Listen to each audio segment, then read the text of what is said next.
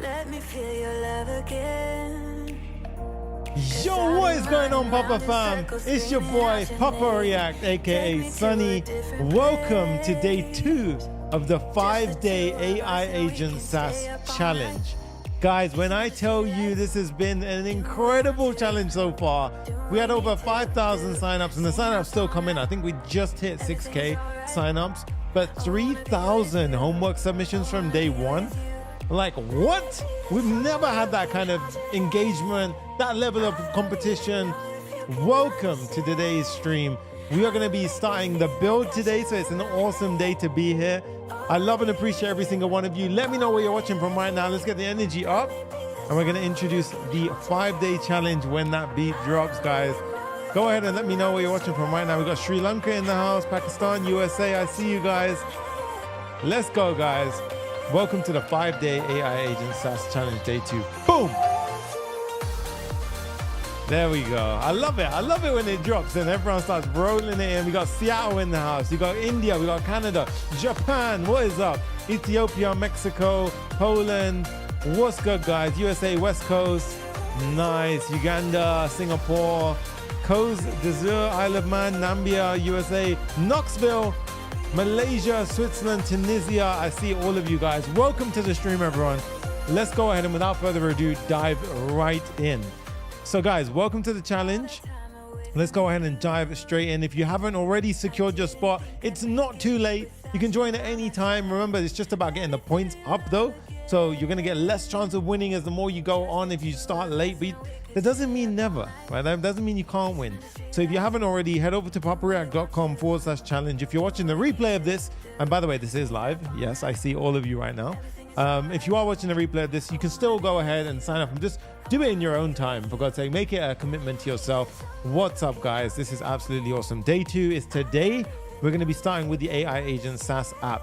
So this beautiful app right here that we went ahead and showcased yesterday, we're going to go ahead and build today. And we're going to build the landing page, authentication with Clerk. I'll give you a demo in a second. Schematic and Stripe integration, deployment to Vercel, so you can go ahead and post it as your homework submission. And we're going to feature the best portfolio submissions from day 1. Before we get started, guys, do me a massive favor. If you haven't already, subscribe, hit the like button, hit the little bell notification icon. Go ahead and help this channel out in terms of growing. We're almost at 300,000 subscribers. Absolutely crazy. Lazy Stack goes, this is not live. There you go. Shut up. Day 3. Tomorrow we're going to be continuing with the AI Agent SaaS app, where we're going to set up the database, YouTube video processing, analysis page, polish and deployment. And then day 4 is where we go ahead and introduce the AI agent, the core of the app, right? So stick around to day 4 to get the real juiciness from it. And that's also where we're going to implement the subscription tier limitations. That's where the whole build comes together in such a beautiful way, guys. And then day 5 is the grand finale. This is the masterclass, where we're going to dive into how I personally use AI in my day-to-day workflow and how you can use it to become a badass developer and also build your own AI agents and SaaS platforms, okay? So we're going to go ahead and teach you all of the, from 0 to 100 as to how you can go ahead and launch your SaaS. I've got an incredible offer that I'm going to go ahead and drop on day 5 as well. And we're going to give you a full training and everything. And there's tons and tons of free goodies, as well as, if that wasn't enough, you get the entire source code for the entire build for absolutely free. Just stick around to day 5. So it's going to be absolutely huge, right? Look at this, guys. Reminder, so what can you win in this challenge? So let's go ahead and just give you a little insight, a reminder if you weren't here yesterday or maybe you're joining late. First place, guys, MacBook Pros. MacBook Pros, like it's crazy, MacBook Pro, right? And you're also going to get a complete mentorship package. I'd be more hyped about that if I was you. For me, it's all about, I called him out.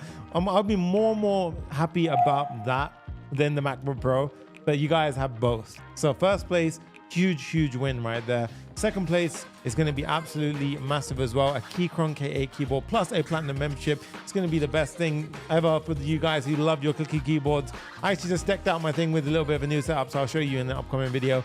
And we have third place, which is going to be Clerk swag packs and access to over 60 and more of my builds. We've got Marius in the house, Siren as well. What's good, guys?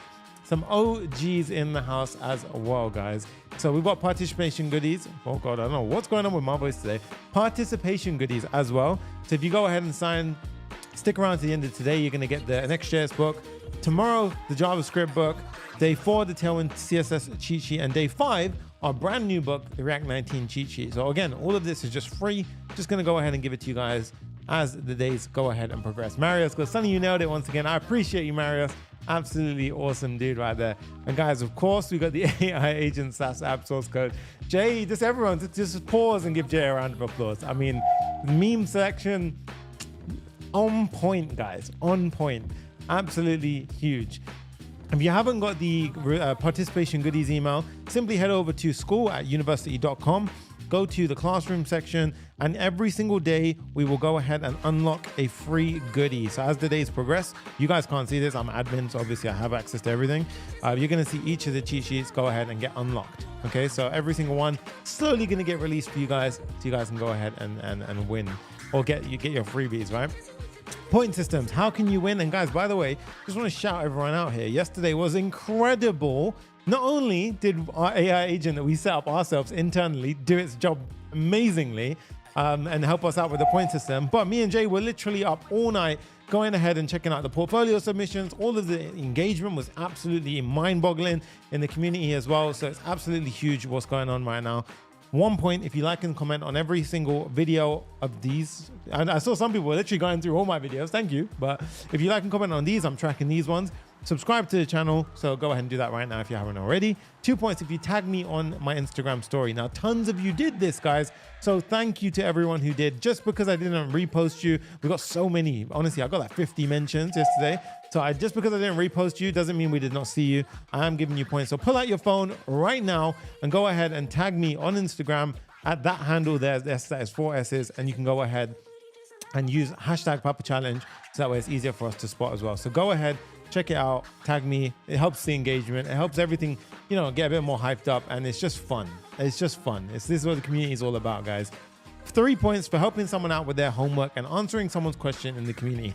Now, this was probably the craziest one. This is one where the AI agent came in clutch. I ain't gonna lie. And also with me and Jay just going ahead and finding off every single thing. This was absolutely massive. We've got the bonus points here. You guys can see Brendan providing honest feedback for the portfolios. I love this. This was just, you know, this was just stepping above and beyond to go ahead and do something which just isn't being done out there, right? So go ahead and Brendan, shout out to you. We've also got Junaid as well. Because if you want to review your portfolio, drop your portfolio link here in the comments. This is what I love. This is what it's all about, the Papa Fam community. Homer says, yo, bro, I'm currently doing an e-commerce clone. Thank you so much. I appreciate you, man. Let's go ahead and see. Mohammed is receiving help from others. So you guys can see everyone helping each other out. And we also have Stephen, Aiden, and Siren. Guys, firstly, OGs, they were here in the last challenge as well. And this is what it's about. You're going to see high quality members like these in the community. And just, I want to say, firstly, a massive shout out to Siren. What a beautiful message inside of the community yesterday. Same with Stephen and Aiden. But honestly, Siren, hats off to you. That really touched home when I read that message.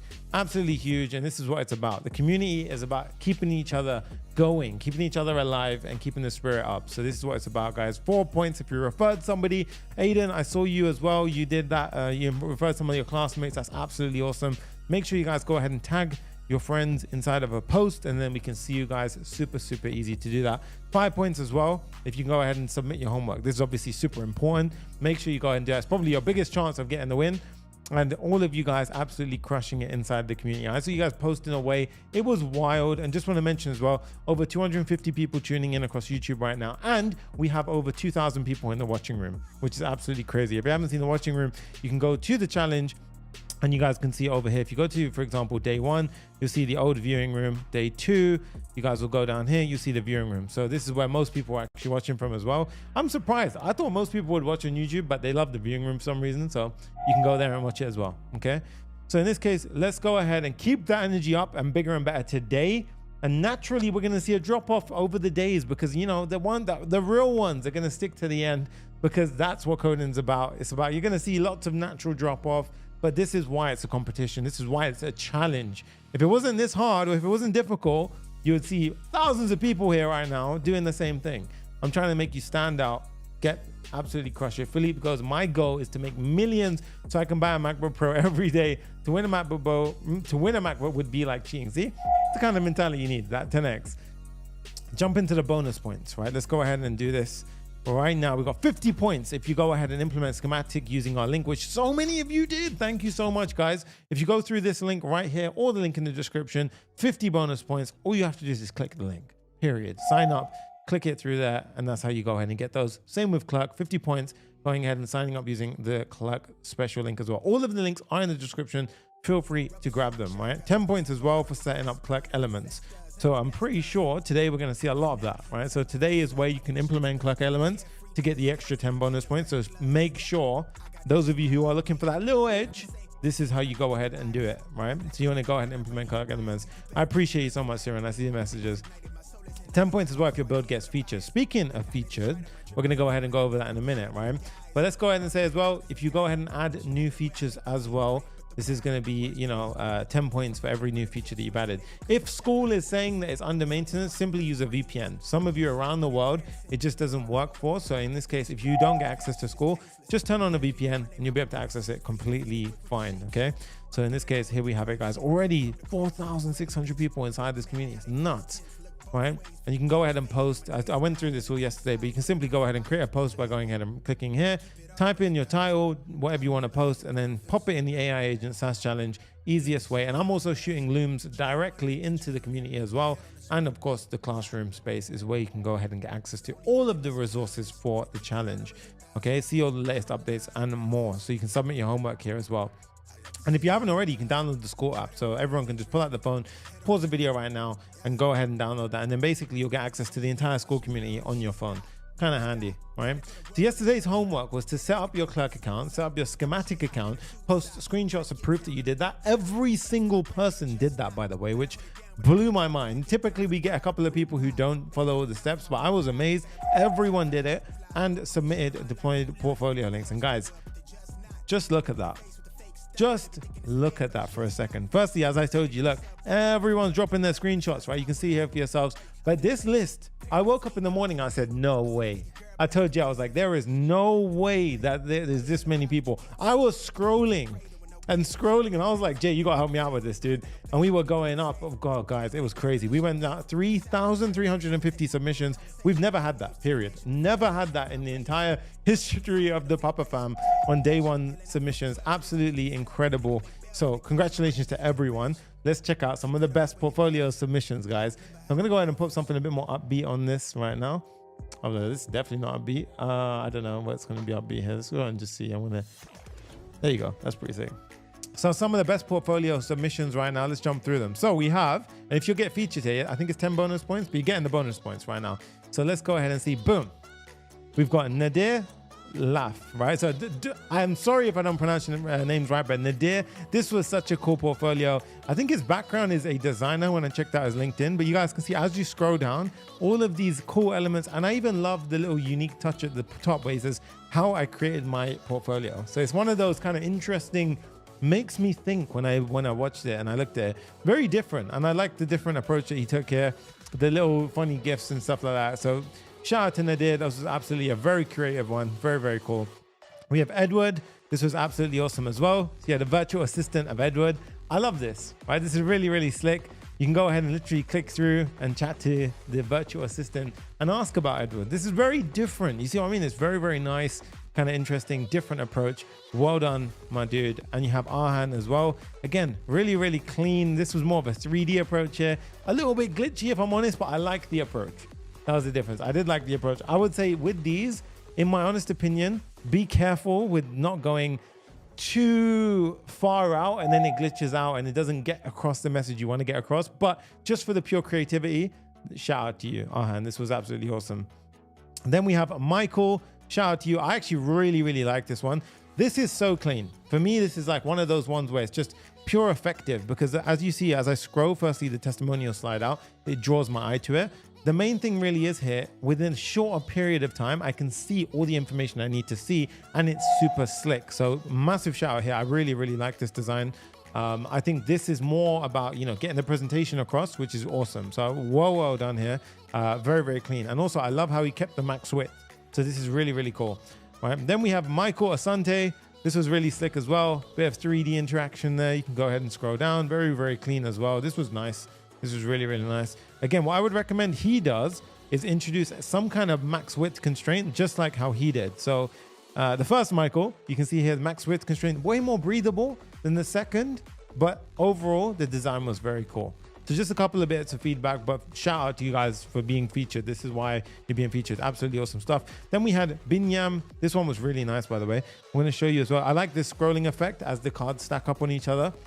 And even the little kind of, a ribbon that went across. I love the intro as well. Very, very clean, guys. Very, very nice stuff. Valentine G, love the background. Super, super clean again. Little kind of globe, knowledge globe going on over here. Then we have Rebecca. And this one I shouted Jay out as well for. So firstly, I love the 3D effect, but you went into flat design, which is what I liked, because it wasn't too over the top with the sort of, effects. You use it as your hero banner essentially, and then afterwards it's super simple, but there's like a kind of a parallax effect where the background was kind of floating and still separated. So I really, really like this one. Rebecca, shout out to you as well. Awesome job. And then we have Ayush. This one was great, but it was just very short. That's my only feedback, right? It was very different, which I liked, which is why you're getting featured. But if I was you, I would just have it a little bit longer. Right now, I just felt like it wasn't complete, but for the creativity, massive shout out to you as well. So congratulations everyone to everyone who got featured. If you didn't get featured, it does not mean I was not impressed with your work. There were so many, like I told you, there was 3,000 of them. So we have to eventually just kind of pick a couple, but shout out to every single one of you. 3,000, mind blowing. And the craziest part, most of them were unique portfolios, which makes me so proud, because you guys are going ahead and doing your own little builds. Not little, you guys are going ahead and doing your own portfolios, and that makes me so immensely proud. So well done to every single one of you. Absolutely huge. Remember, before we start day 2, because I want to jump into the demo, jump into the build, make sure you go ahead and subscribe to this YouTube channel and tag me on Instagram right now. Pull out your phones, tag me right now on that handle that you see on the screen on Instagram. I will repost you. I love the engagement. I love the community. It helps me see you guys and it helps me see your setups. It's just cool. It's lovely to see it. And I want to see who is behind this challenge. So day 2, what we're doing today, we're building the landing page. We're doing the authentication with Clerk. Schematic and Stripe setup is going to go ahead and get handled, and we're going to deploy. Someone says, I was too late to submit. Don't worry. Make sure you just submit your homework, all of it by day 5, and you will still get a bonus 20 points for submitting all the homework, okay? So make sure you go ahead and do that right now. And then without further ado, guys, let's jump into day 2 of the AI Agent SaaS challenge, okay? So I'm gonna go ahead and give a demo firstly of the actual application, what we're gonna be building today. So first up, we're gonna be building this, the landing page, beautiful landing page, all of these features inside of it.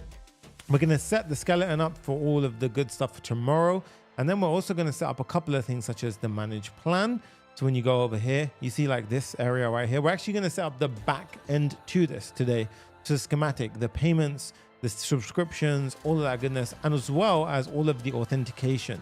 So how you can handle the entire login flow. So if I was to log out right now, we can go ahead and click sign in. And if I go ahead and click on continue with Google, for example, you can see right here, if I just sign into my account, we're gonna have this right here, allow me to sign in. And then as you can see, I'm now signed in to the account, and then we can go ahead and use it. And for those of you who didn't see the demo yesterday, I'm just going to go ahead and pop in a URL right now. I don't know which video this is, so it's a little bit of a Russian roulette. Oh yeah, I was looking at some interior design stuff because your boy likes furnishing, as you can see. And as you guys can see right now, this is an example of a video analysis right here. So this is going to be in days 2 and 3. We're going to have the limitations here. We're going to be able to generate transcripts. We're going to be able to generate titles and so forth. And this is a full AI agent in the flow right now. So if we were to go ahead and, for example, give this a generation, for example, so if I say generate me a title for my channel, I don't even use these, for example. I'm just showing you right now, this is an AI agent. Now, again, I'm going to give you a reminder. What is an AI agent? An AI agent uses an LLM, such as, it could be Claude, it could be GPT, it could be all of those things. But once it does that, it actually goes ahead and, I didn't actually say, it says, I need to know what type of content your channel reaches, what's your target audience. And what about if I say, just generate a title for this video, right? So it also has access to tooling. Tooling is essentially how it can go ahead and act on the information it has. For example, right now, it was calling its tools. And notice how I didn't say to go ahead and use a specific tool. It does that on its own accord. This is the really powerful thing about the AI agents. And this is what it can do really, really nicely. And what I will say is here, as you can see, look, a title was added over here. It goes ahead and spits out the title as well, has access to the previous messages as well. So I can go ahead and talk to it about previous things that I've said. And you can see my quota was used by 1 out of 50. And of course, all of this is interactive. You can go ahead and copy, as well as if we run out of our quota, we want to upgrade, for example, we also have the addition to go ahead and change our plan. And we can go ahead and simply select a new plan, for example, the creator plan. and upgrade. And as you can see, all of this is handled for us. Then we can handle our payments, click pay now, and all is said and done. There you go, guys. Absolutely awesome stuff. So there we go, guys. Let's go ahead and jump into the build. A quick little water break, and also a massive shout out because we have 250 people on YouTube right now and over 2,000 people. Jay, let me know. Actually, I don't know. I can't see the numbers. Jay just updated me before, but 2,000 people were in the viewing room before. So we're going to find out how many are in there right now.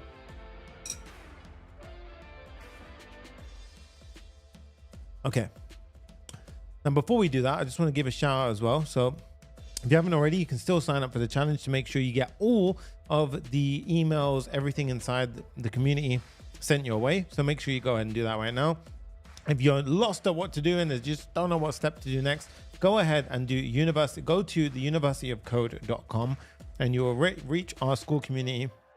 All the links are also in the description as well, so you guys can go ahead and check it out. Luke says, so with Stripe, are you integrating payment elements or just the checkout part? So Luke, here's the cool part with Schematic, and I'll go ahead and show you a little breakdown of Schematic right now. We don't actually even need to create a Stripe checkout session. We set up the products, we set up the Schematic platform, and then we literally have drop-in components that power everything for us. And you can see, look, there are a set of drop-in components that sit on top of Stripe for a complete billing foundation in minutes. Now, why is this so powerful and why am I so happy that these guys exist? Because not only is it handling all of the edge cases. Now, I'm talking about every edge case. Now, don't get me wrong. This does not mean we cut out Stripe. Stripe is in the picture, but Schematic sits above Stripe. So they handle all of the edge cases. If somebody doesn't pay, what happens to your level of plan? How do you sort of track someone's usage of certain features? How do we feature flag and give them access to certain features based on what, membership they are? All of these things would have to typically be custom built. And if you're anything like me, you would know, if you've done this before, that's a painful procedure and it's just a long and boring thing that you have to build every time. No one likes doing it. And if you do, I'm sorry, it's a bit strange, but I would say it's something that I've been asking for a very long time. You can go ahead and customize it, do a bunch of branding around it, and the components simply work, right? They simply work and it's just effortlessly clean. Now, this is a pre-built component that we can just go ahead and literally drop into our code. It's so cool and it's so easy to do. So I'm going to go ahead and show you all of this today. So to get set up, what we're going to do is we're going to actually start off in Shadcn. So I want you to go ahead and type in Shadcn into your inbox, into your Google, right? So go to shadcn.com. And what I'm going to do is actually, I'm going to move this over to my developer tab right now. So Shadcn. Okay, cool. Now you're going to go over here, and this is essentially where we're going to start. Now, you're probably wondering, why are we going to go ahead and start over here? Because, well, firstly, Shadcn is awesome for many reasons. It's a component library. We are going to be using something called Next.js, which is a framework for a very popular library called React. But with Shadcn, if we go to the docs and we go to the Next.js framework, if you go down now, you can actually see there's one over here called Tailwind V4, right? And to get set up over here, if we go ahead and do it this way, it's going to be a lot easier to get set up. So as you can see, we can now go ahead and set this up with Next.js in the easiest way over here. So I want you to go to Getting Started, Tailwind V4. I am using PNPM. If you're using NPM, just simply remove the P, but PNPM saves up room on your computer. And basically we can go ahead and follow that command. Now I'm just going to go ahead and just do the beginning command right now and pop this into my terminal. So I'm going to open up a simple terminal on my computer, go ahead and do PNPM, create next app, Canary. And then I'm going to go ahead and just type in something like AI agent challenge. Okay. Call the app whatever you want. Absolutely easy. So in this case, Cryptic Flow says my mic. I think we're good with the mic. I'm pretty sure we're good. Jay, just go ahead and confirm. But if you can see, would you like to use TypeScript? So as you can see, yes. ESLint, yes. Tailwind CSS, yes. Outside the source directory, no. All of the defaults are okay. And the app router, turbo pack, all of this stuff, just do all of the defaults. We're absolutely okay with that. Okay. And then if any of you are wondering as well, I'm just going to keep this super lighthearted and chill as well while we're doing this, because I want to be real with you guys and just kind of make it the most enjoyable, non-pressure experience ever, right? So when we go ahead and use this, I actually don't use a normal terminal. I use Warp. So Warp is pretty cool. Warp is essentially this. It's an AI terminal. way nicer, and you can basically use like agents and all sorts of stuff inside of there. But yeah, in case you're wondering, that's how I do it. And somebody says, Sonny, does this project you've created, does it help with your YouTube channel? Guys, literally, yeah, it will actually help with my YouTube channel. So by the way, and I don't think I actually explained this very well, but the whole point of AgentTube is that we're targeting a niche, and the niche we're targeting is content creation. So for example, if I was to go ahead and pick let's go ahead and pick a video. So I'm going to find a random video right now. Let's go ahead and do, for example,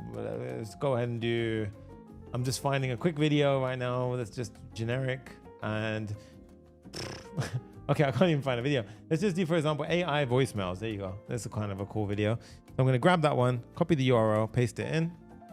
And just like that, you can see AI lead gen, right? It will analyze the video. It will go ahead and do its thing.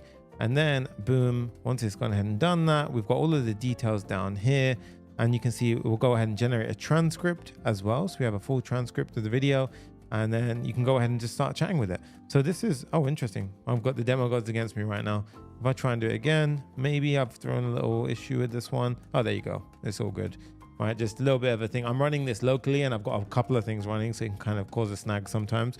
But as you guys can see, we're good, okay? And then you can go ahead and chat to it and begin doing all of your thing. Now, the reason why this is handy for niche creators is because, like me, for example, if this was my niche, I can go ahead and make a similar video, which is high performing, and go ahead and, for example, generate a script from it. So if I was to say generate a shooting script, for example, you can see the agent will start thinking and it will give me a script to shoot a video just like this. And it does that by calling a bunch of tools to fetch, for example, the entire transcript. And then it will use that to analyze the video content and create a shot-by-shot script for me. And I can even interact with this. I can talk about it. I can say, give me a bullet point list. So if I want to say, give me a bullet point list to shoot from, right, with checkboxes. And I've made it by default format for Notion. So if you do use Notion, you can just copy and paste all of this into it. Once we've gone ahead and let it do its response, we can introduce human in the loop, but I haven't in this case. But once that's gone ahead and done, you can see everything is pretty much nicely dropped in. But I said, give me a bullet point list to shoot from with checkboxes. And it has access to all of the previous context as well. And bam, guys, look at that. I have now got a shot list with checkboxes. And as you can see, I can go ahead and use that to go ahead and just start shooting. This saves content creators like myself a crazy amount of time. It's actually crazy. Like, it's actually crazy. Because scripting takes a very, very long time.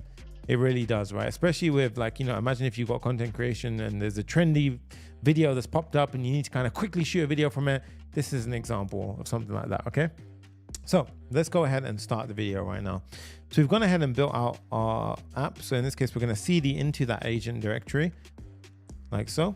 And then we're going to use cursor to open it. So cursor dot. Now, if you don't have cursor, that's fine. You don't need cursor. You can use VS Code. All you need to do is open up your code editor, go over to file, go over to open folder, and just select the folder that we created. It's as simple as that. And then you'll get to this page. Command J opens up your terminal. Command B opens up your sidebar. Okay, so a couple of little introduction steps. If we open up the app, this is where all of our main files exist. We've got page.tsx. And as you can see, all of this right here, this is Tailwind CSS. Okay, so Tailwind CSS is utility classes, which just allow us to write CSS in a much faster, quicker way, right?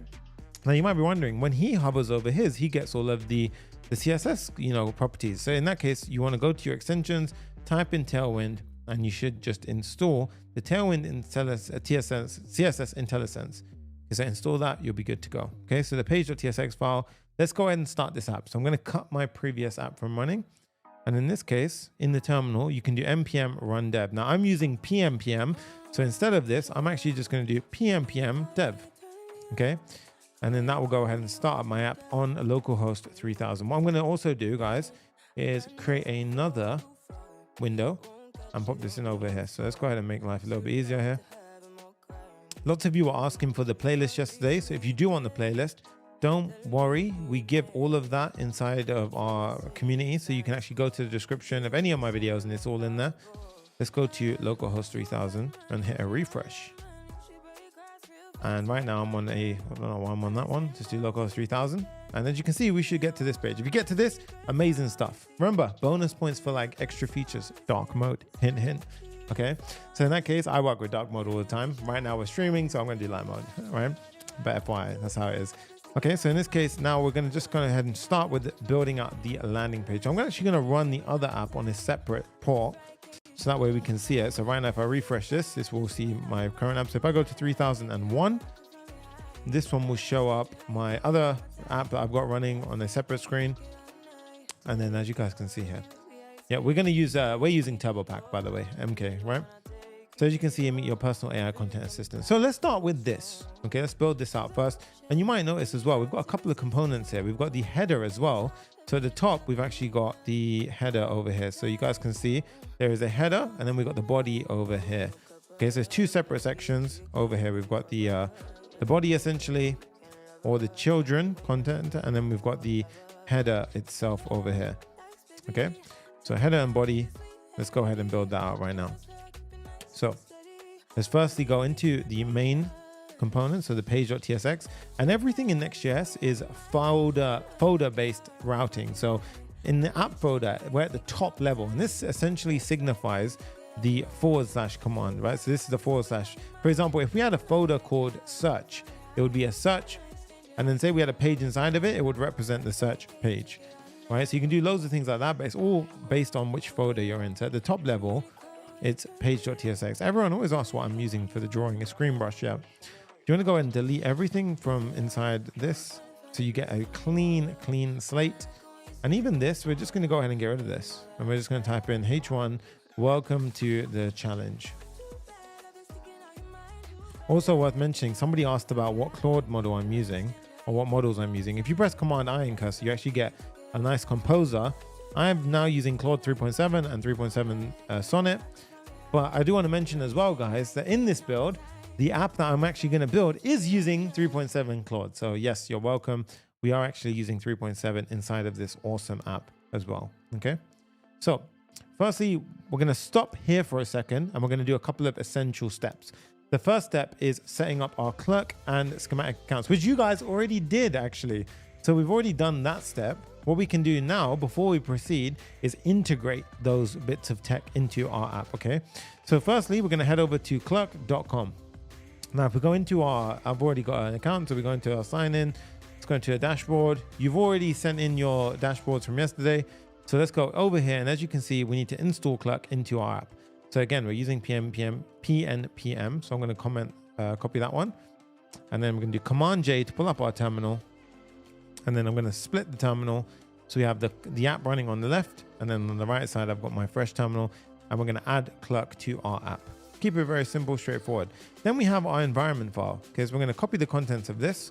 We're going to go over to our folder structure. And at the top level, at the package.json level, I'm going to click new file and I'm going to do .env.local. And I'm simply going to paste. Now I'm going to hide my screen for a second because I don't want to expose all of my keys. Okay, so I'm now pasting and you guys should see right now. Okay, that was weird. Oh, there you go. I haven't set that screen up, but as you can see now, we've got the this screen. So as you can see, the next publish full key, and then the Clerk secret key. Okay, we're going to hide that now.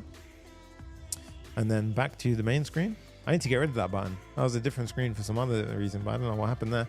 Matt Dev says, yo, what's up, dude? Welcome to the stream. Okay. And right now, and also, by the way, guys, we've got so many people watching. Make sure you smash that like button. It helps this video grow as much as possible. So smash that like button right now. Okay. The next step is to introduce middleware. Middleware is essential because it allows us to protect people from accessing the app that shouldn't be accessing the app based on if they're signed in or not. So what do I mean by this? Well, if we actually give you a quick little demo here, let's say if I go into my main app right now, and for example, if I was to sign out, right? And let's grab a YouTube video. So I'm going to grab any video right now. For example, this one right here, and I'm going to paste it in here. Boom. And watch what happens, guys. It will try to access, the right page, and then boom, it makes me sign in before I get to that. And if you notice inside the URL, it will redirect me thereafter to the page that I'm trying to access. Okay.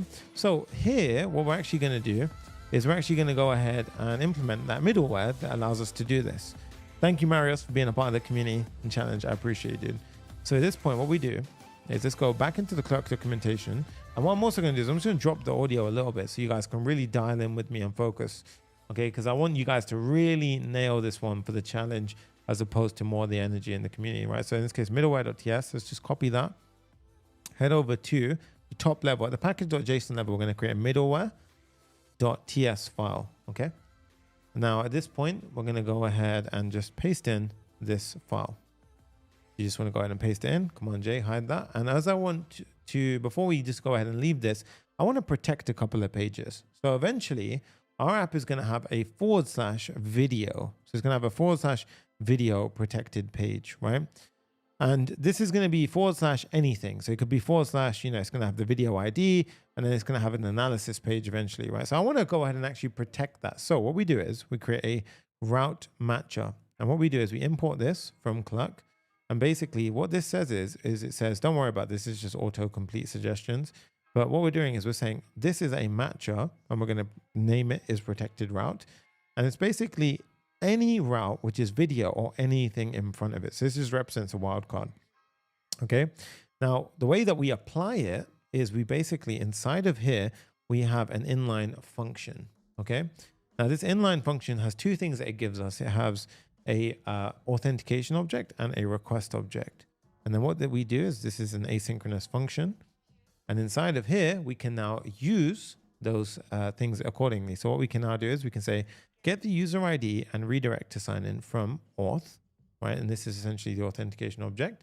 And then we're going to say, if the user is not signed in or it's a protected route, then you can add custom logic here. But our custom logic is essentially going to go push them to the sign-in page, okay? And you don't need comments if your code is very clear. Okay, that's a nice little bit of advice for you, okay? So as you guys can see right here, we've got the redirect to sign in. So that's all we essentially need. And now all routes which are / video and above are essentially going to be protected via a login, okay? So once that's done, we now need to wrap our app in a provider. This is going to be the Clerk provider, okay? And what we're going to do is actually going to do a little bit of a slightly different variation to what they're doing here. Because I'm going to create something called a client wrapper, because we're going to have lots of wrappers in this mix. We're not going to just have Clerk provider. We're going to have schematic and a few other things. So I'll show you a little pattern that we do here. Layout is the actual top level file.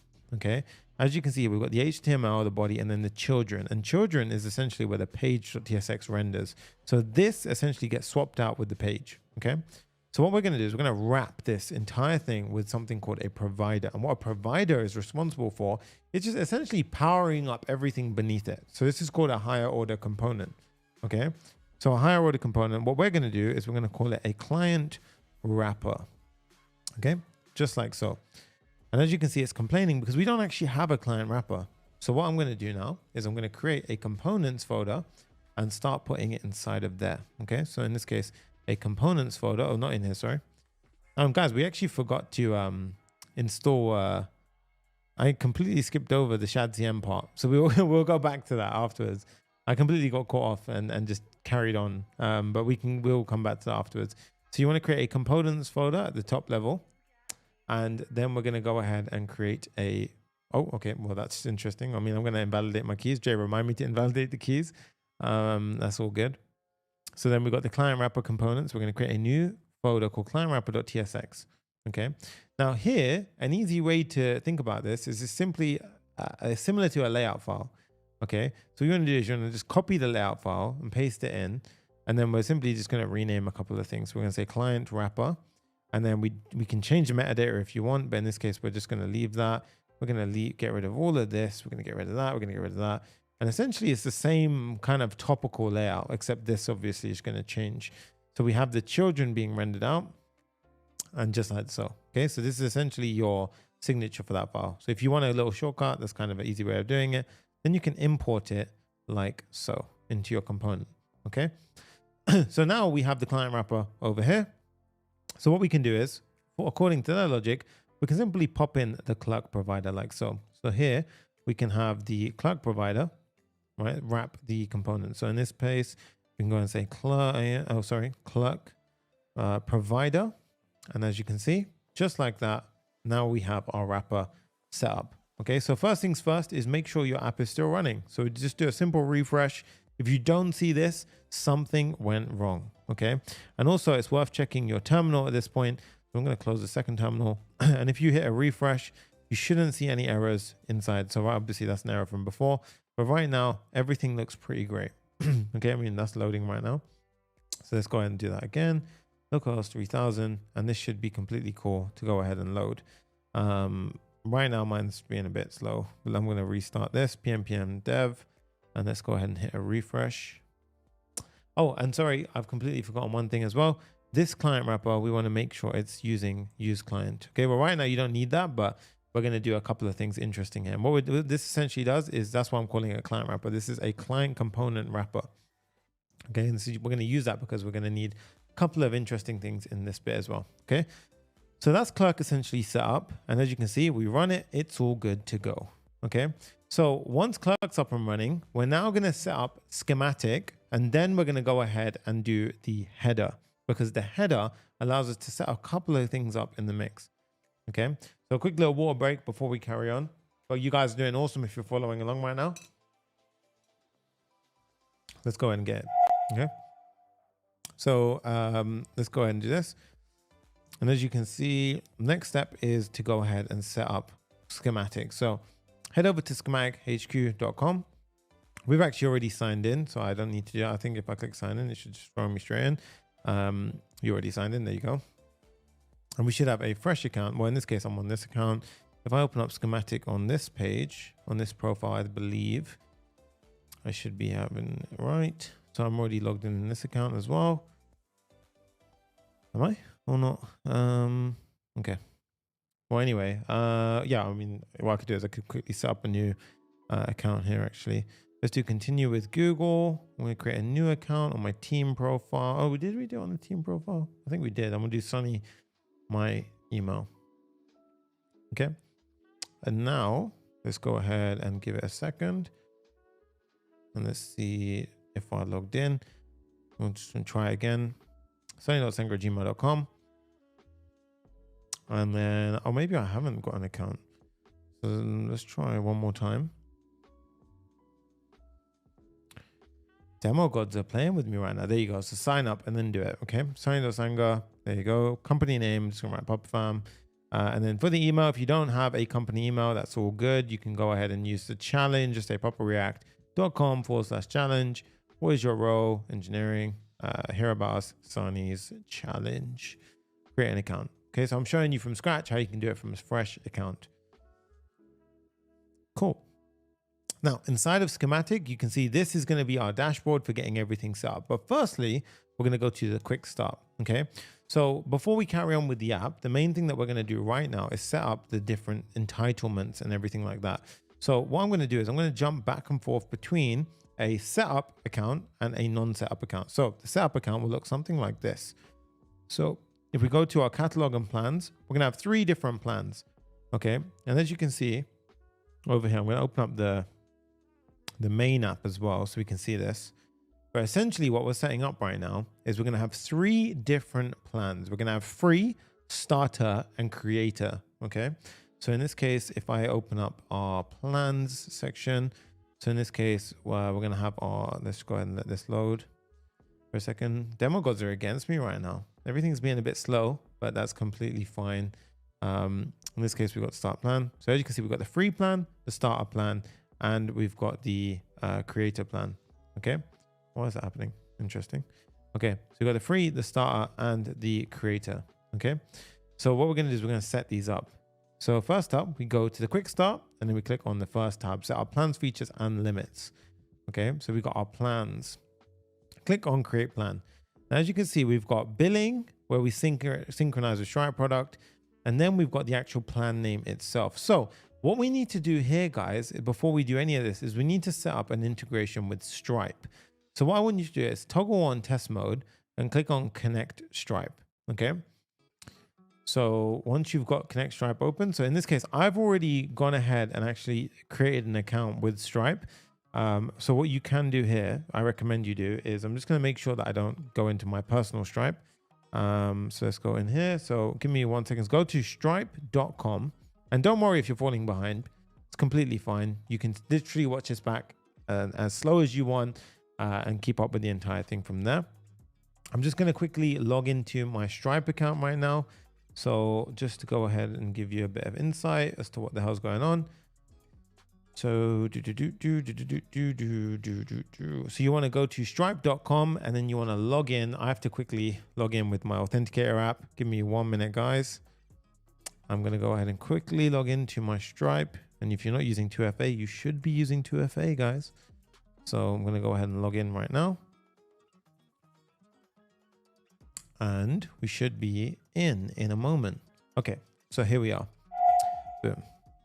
So as you guys can see, I'm now in Stripe. So you want to go to stripe.com and then you want to create a new Stripe account. So in this case, we're going to click on create new account. And we can call this one, let's just say Schematic Challenge, right? YouTube, I'll say. Country of operation, select your country. I'm just going to leave it on UK for now. Click on create. Okay. Now, once that's done, we can go ahead and this is how do you want to start? One-off payments, In this case, I'm just going to click on go to dashboard. Keep it relatively simple for now. And as you can see, we have our sandbox account, which is our test. Oh, they changed this all. That's interesting. So, I mean, you don't have to set up right now. We're just going to go ahead and literally get this set, attached to our plan over here. So in this case, you want to go back over to Schematic, click on Connect Stripe. And now what we should see is you see we've got papareact.team@gmail.com. So in this case, these are all the different projects that I have there. Schematic Challenge YouTube. Okay. But this is when you want to connect it for the actual like true payment side of things. While we're in this testing phase, as long as we're logged in the right account, we can actually click skip this form. So I'm going to click on skip this form and you can see it returns to Schematic and that will create the connection for us. Okay. So this is needing Stripe to go ahead and get this set up, by the way. Okay. How do we link your users to Stripe customers? So in this case, the most common approach is we store the Stripe customers IDs in the database. So we're going to go with that now for now to keep it super simple. So click on continue, choose a metadata field. In this case, select a unique key. I don't think we need to have anything here, to be honest. I think we can go ahead and just say, if I just type in customer ID, do we need to do anything here? I don't think so. In this case, we can click cancel on that. Hit a little refresh. And as you can see, we are connected. Okay. So what I want to now do is head back over here, hit a refresh, and we should have a connection installed. So now you can see Schematic is connected. Okay. And it says Schematic has access to tools and everything to help account. You can click the view details and so forth. Your publishable keys and your secret keys are down here. But more importantly now, we're going to set up the different payment plans, free, starter, and creator, as well as the annual plans. Okay. And all of these are going to be connected to Stripe. And trust me, it's way simpler than you think. So this is the part that actually blew my mind when I first used Schematic. They make it so easy. Like in the past, if you've ever done payments, you're going to be mind blown right now. I promise you, it's absolutely awesome what happens right now. We go to product catalog and let's add our first product. Okay. So in this case, we're going to go ahead and just change our currency to US dollar. So I want to do USD right now. And let's just say our first one is going to be $9.99. Okay. Let's do our plan right here. And I'm just going to go ahead and quickly disable one thing for you guys. 1 minute. So in this instance, I'm just going to do a quick little refresh. Give me 1 moment, guys. So over here now. Yeah, there we have it. So for the name, we're going to do our free plan. Well, the free plan is actually going to be, you have to still put in a currency. When this is going to be $0. Okay, recurring $0. It's all good. Or you can even do one-off, whatever you want to do. Okay. But this is going to be our free plan. You can upload your images and so forth. We're going to add that as our free product. Cool. Okay.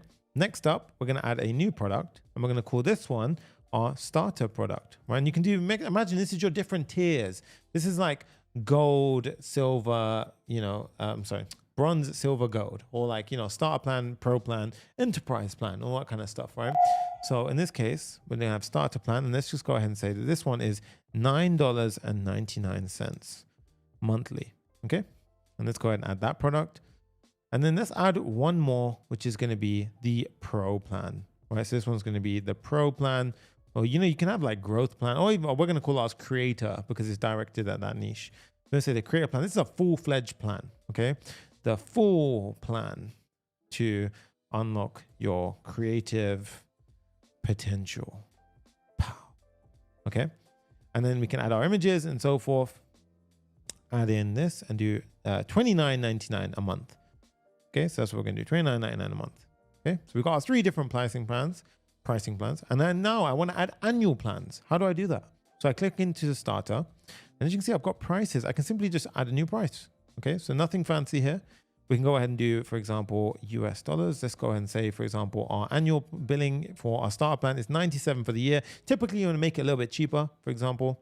So in this case, we're going to do $97 for the year, annual, yearly. Okay, and you can go ahead and add in, again, all of your different stuff if you want to. There you go. That's the product. And then the final one, creator, $269 is what we're going to do for the year plan.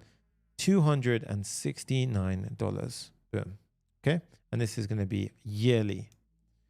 So we go ahead and create the price. And now, as you can see, we've got all of our products here. So you're probably wondering, wow, we're going to have to go ahead and set up webhooks, and we're going to have to do all the lifts, you know, set up Stripe and Stripe checkout, and then I need to make sure the IDs are all right. Nope, none of that, because Schematic exists and they are so good at what they do. So all you need to do now, head over to Schematic, head over to integrations, click on refresh data. Okay. Now integration data is being refreshed. And as you can see, firstly, it's importing some of the, oh wait, sorry, is this my correct account or which one is this? Oh, so this is the main account. We want to go to my other account. So this one. So I want to go to a fresh slate. Here we are. So start data import. This is what you'll see. Start data import. So I click on this. We can continue. Unique key, that's fine. We don't need that bit for now. I actually want to do instead, let's go to our plans. Yep. I'm going to create our first plan. Now what we do is we create corresponding plans that go ahead and coincide to that. So what we do is we create our first plan. And we're going to say this is our free plan. And you can select the color you want. So our free plan is going to be, for example, a gray. It's going to be like a, you know, a neutral plan. The free plan to try agent tube out. Okay. And then we go to billing. And in this case, we're going to do free, and it's going to synchronize with a Stripe product. So in this case, we can do, for example, the free plan. And I actually need to integrate. I actually need to completely finish the integration here. So in this case, let me do the start data import again. The unique key is the interest in portal customer example for reference. So it's not actually, let's try and do from the downward bit. Okay, yeah, so we can do the second option instead, actually. Okay, yeah. So if you do have issues like I just did, the second option is the way to go, okay? So I'll speak to the team about that. The top issue, for some reason, I think it's because I don't have a customer. That's probably the reason why I noticed, right? So the second option is the way to go. And then you notice how I imported all of the different products. That's what I wanted to do, okay? So it was the second option, guys. So if you run into that issue, select the second option, and I'll get the team to, you know, modify the first option and how that works. But at this point, let's go to catalog plans, and let's go ahead and create our plan. So let's carry on where we're at. So let's say the free plan. Let's go ahead and do our neutral. Let's do the free plan for all. The free plan for all. Billing, free, select product, free. Okay. And this is synchronized with our Stripe. And because it's free, it's just showing us the free options. Click on save. Cool. We have our first plan, guys. Okay. The next one is going to be our starter. So in this case, let's do the starter. Now we can have this as a green, a friendly kind of green. The starter plan for content creators. Boom. And then we go to billing, and now we go to paid. And as you can see, I've got starter, creator, and free being pulled through. So this is going to match our starter plan. And as you can see, we've got the monthly and the annuals. So monthly is pulling in the $9.99. The annual, we've already set it up, the $97. And there you go. We have it. Let's click save, and we've created the second plan. We go into catalog plans again. We create the final plan. This one's going to have a more powerful color, like a red. And this one's going to be called the creator plan. And this one's going to be the ultimate plan for all content creators. Boom. Billing, paid. And this one is going to be the creator plan. Select the monthly charge of $29.99, $269. And then we click on save. Okay.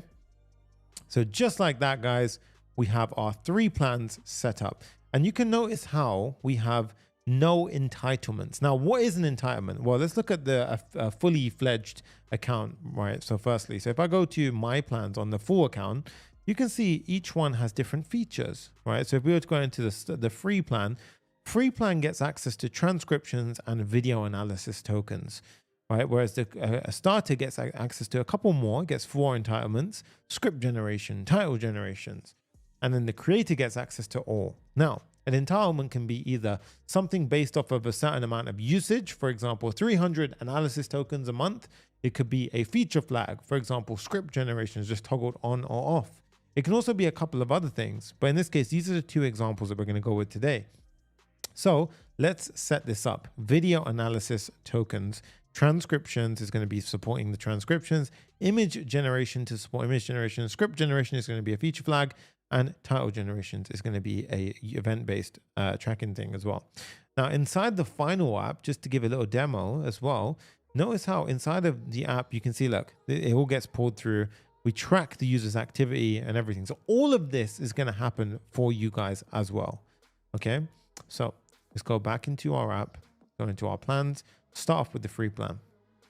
Okay, so here we're going to add our first entitlement. So in this case, we need to add a feature. And you can see we have no features yet because we have to actually start by creating features. It's very intuitive. We start with the features. So let's go ahead and create a feature. And let's do the first feature. And in this case, the first feature is going to be, it could be any of these, to be honest. It could be, for example, let's just do script generation is actually an interesting. Let's just start with video analysis tokens. So let's say video analysis tokens, right? Let's just say video analysis is the feature name. And then you can select any icon. So in this case, I'm just going to select random icons here. So I'm going to go ahead and select something like this. So it's kind of like a chipset. And then you can give it a description. So each of them can have its own little description. I'm going to leave this optional right now. And then we have ways of tracking. So Boolean is it on or off for the certain plan? Event-based, how many we get for that plan. And then trait-based is per user, right? So in this case, but we're going to not talk about trait today. We're going to talk more about Boolean and event-based. So video analysis is going to be an event-based. Maintainer user is essentially the admin. So we can keep that as is.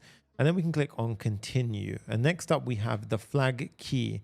Now the flag key is interesting. So what this represents is, for example, if I was to go into my features and we click on to, for example, video analysis, you can see here that the flag key is essentially how we, inside of our code, find out if the user has access to it or not. So this is going to be analyze video, for example. So here I'm just going to do analyze video as the flag key.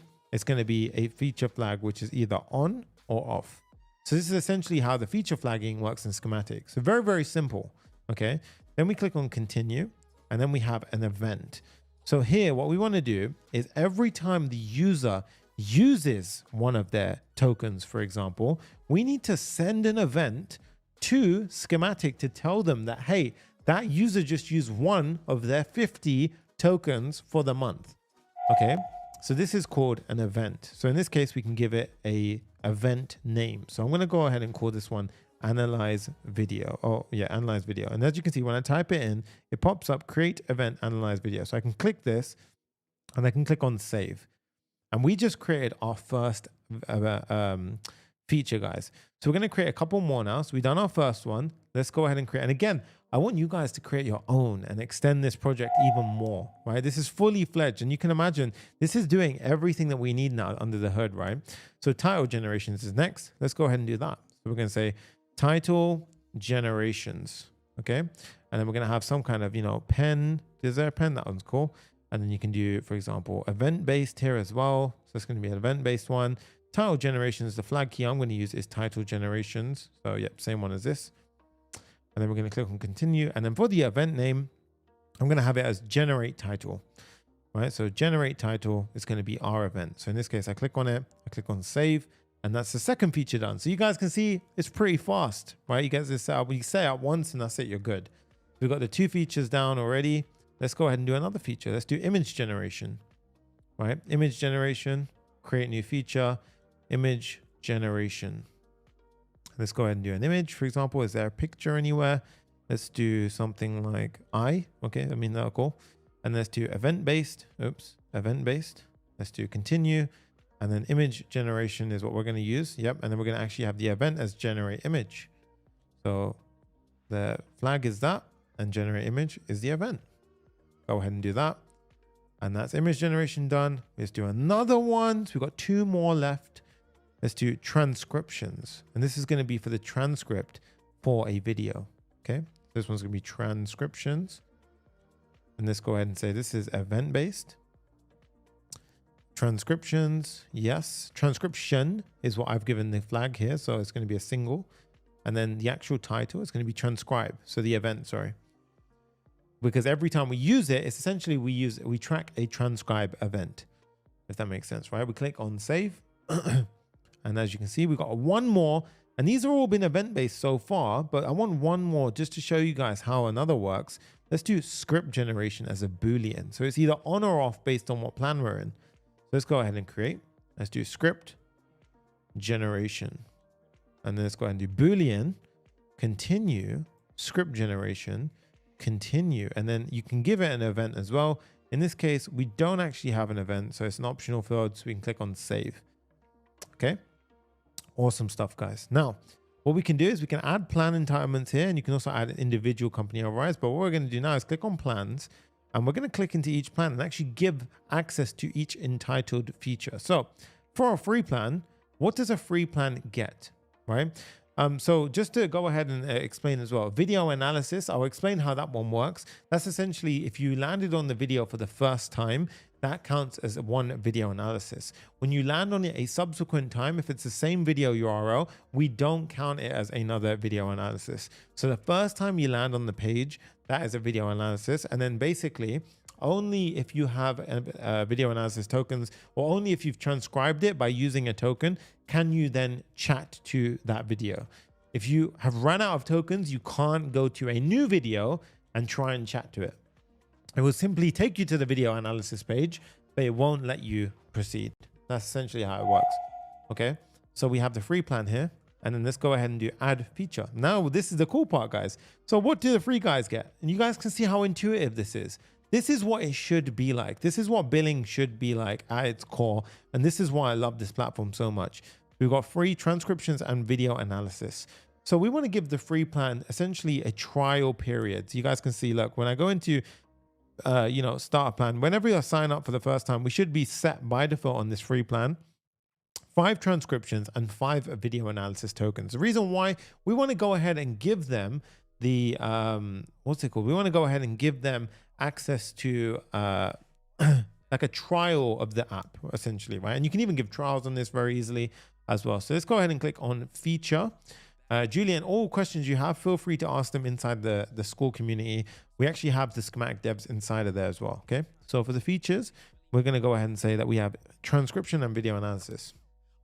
Video analysis, and as you can see, this video not included in my plan. Let's click on manage plan. I just want to see right now which plan I have. So we're actually on the free plan, I believe. So let's go ahead and choose this plan. So we're going to choose on the free plan right now. And then let's subscribe to the free. I'm already on the free plan, to be fair. So interestingly enough, let's see. Unlimited flags. So if you see on the free plan, we actually get a bunch of goodies, and I actually already should have that. So let's just go back over to my features. Let's do, for example, let's try it the other way. So let's go into transcriptions and let's click on add a plan entitlement. So let's go ahead and do this on the free plan.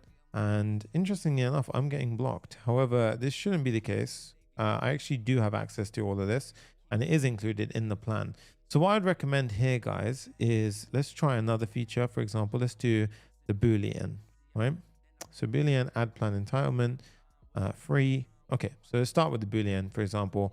Well, script generation, let's go ahead and go into our, where are we giving script generation? We give it in the starter plan, for example, okay? So inside the starter plan, we're going to give script generation, and it's included in the plan. Yes, and it's on. Click on save changes, and now you can see script generation is given in the starter plan. We also want to give it inside of the creator plan. Okay, so both the starter and creator get script generation. Now for the next one, we're going to do, for example, event based. Let's do title generations, and let's see if it works now. Interesting. Event based usage is in this. I do believe we get this inside of the plan. I think there's a little bit of a glitch right now. What we do, I believe we get event-based tracking inside of here as well. Let me just double check. Usage-based charges. user-based charges as well. So we do get this as well, guys. So what I recommend is follow along with me, and I will get the team to go ahead and get that checked out. So I'll go ahead and get the team to add that on, right? So in this case, if we go to, we've got our 3 plans, and then I'll show you, I'll get this done by tomorrow because we're not actually going to implement the limitation part yet. So by tomorrow, that will be completely checked out and working. So if you want to go over to these, the way that we would typically add it in is, again, you just click on add entitlement, you add in, for example, title generations, and then it will not be blocked. So you will not see this. This will be completely fine. For some reason on this account, maybe I got into a corner case here, but you'll be able to get past the screen. But don't worry, because we're actually going to implement this part properly on day 3. So tomorrow's part of the build, right? Today's just setting things up so we can get this ironed out by tomorrow. So it's all good. Okay. So what I want to then do, guys, is David Nixon says same thing is happening to me too. All good, guys. Don't worry. So I'm going to go ahead and get that handled. We've actually got the devs already on it to fix it. So again, like I mentioned, tomorrow we can actually go ahead and implement that part. So today, which is exactly what I wanted to do anyway, the landing page and then all of the component side things. So we can actually still get everything that we want to get done handled. But the really cool part is you guys can see how simple this is. And essentially what we're eventually going to get to is, you guys can see here where we have the individual plans, and you can set the number of usages for each plan. Okay, so you can see numerical 300, for example, if I was on the creator plan. And it's as simple as that, guys. Okay, so in that case, it's very, very simple. It's out of the challenge. No, so you guys can definitely go ahead and use that as well. Okay, so in that case, so by tomorrow, this will be fixed and getting up and running. But let's go to components now. Now, this is where it gets very, very cool, guys. If we go to components, I'm going to create my first component. And as you can see, I'm going to create a customer portal. Okay, and we're going to call this one just customer portal. Click on create component, and this is the amazing part, guys. So what you can do here is you can see you've got the starter plan where you can actually go ahead and see your billing and everything like that. So, and then you can go ahead and add in different, customize it. And this is fully drag and drop. So for example, you can add invoices in underneath here. So now if I've got invoices, they'll pop up underneath here. We don't have any users at the moment, but if I was to show you an example of my account with some populated users. So for example, if I go into Sonny right here, you can see this is essentially how it would eventually look. Then I can come into the design. I can customize the colors. I can go ahead and make it, like different colorings and so forth. And this is the awesome part. It's so easy to do that. Change the background colors and all that goodness as well. So you can feel free to come in here and mess around with things yourself. If I was to go ahead and try that right now, you can see you could do that. I wouldn't recommend you do that because that looks horrible. But in this case, you can go ahead and style it out as much as you want. You can even separate if you prefer a separated look, and you can see the different screens and how it will go ahead and look according, right, to different scenarios and what happens. Okay, so in this case, what we're going to do is going back over to our app. We're just going to keep things very simple for now, and we're going to click on save. And then we're going to click on CDocs to embed component. Now, what I'm actually going to do is, you see here, it's got the how to install. If we click on that, it will take us to a nice rundown of exactly how to get this set up. We have to create something called a temporary access token. And before we jump into all of this, we're going to pause on that because we're just going to get into the coding of a bit of UI first. But just know that it's very simple to embed this drag and drop element into our app. And believe me, all it takes is this level of code and a simple little snippet like so, where we literally go ahead and call the schematic embed with the token, with the component ID, which we get from here. Okay, so it's so easy to actually just drag and drop this into our app. It's kind of crazy. Okay, so we're going to go ahead and show you how to do all of that as well. Okay, so there we go.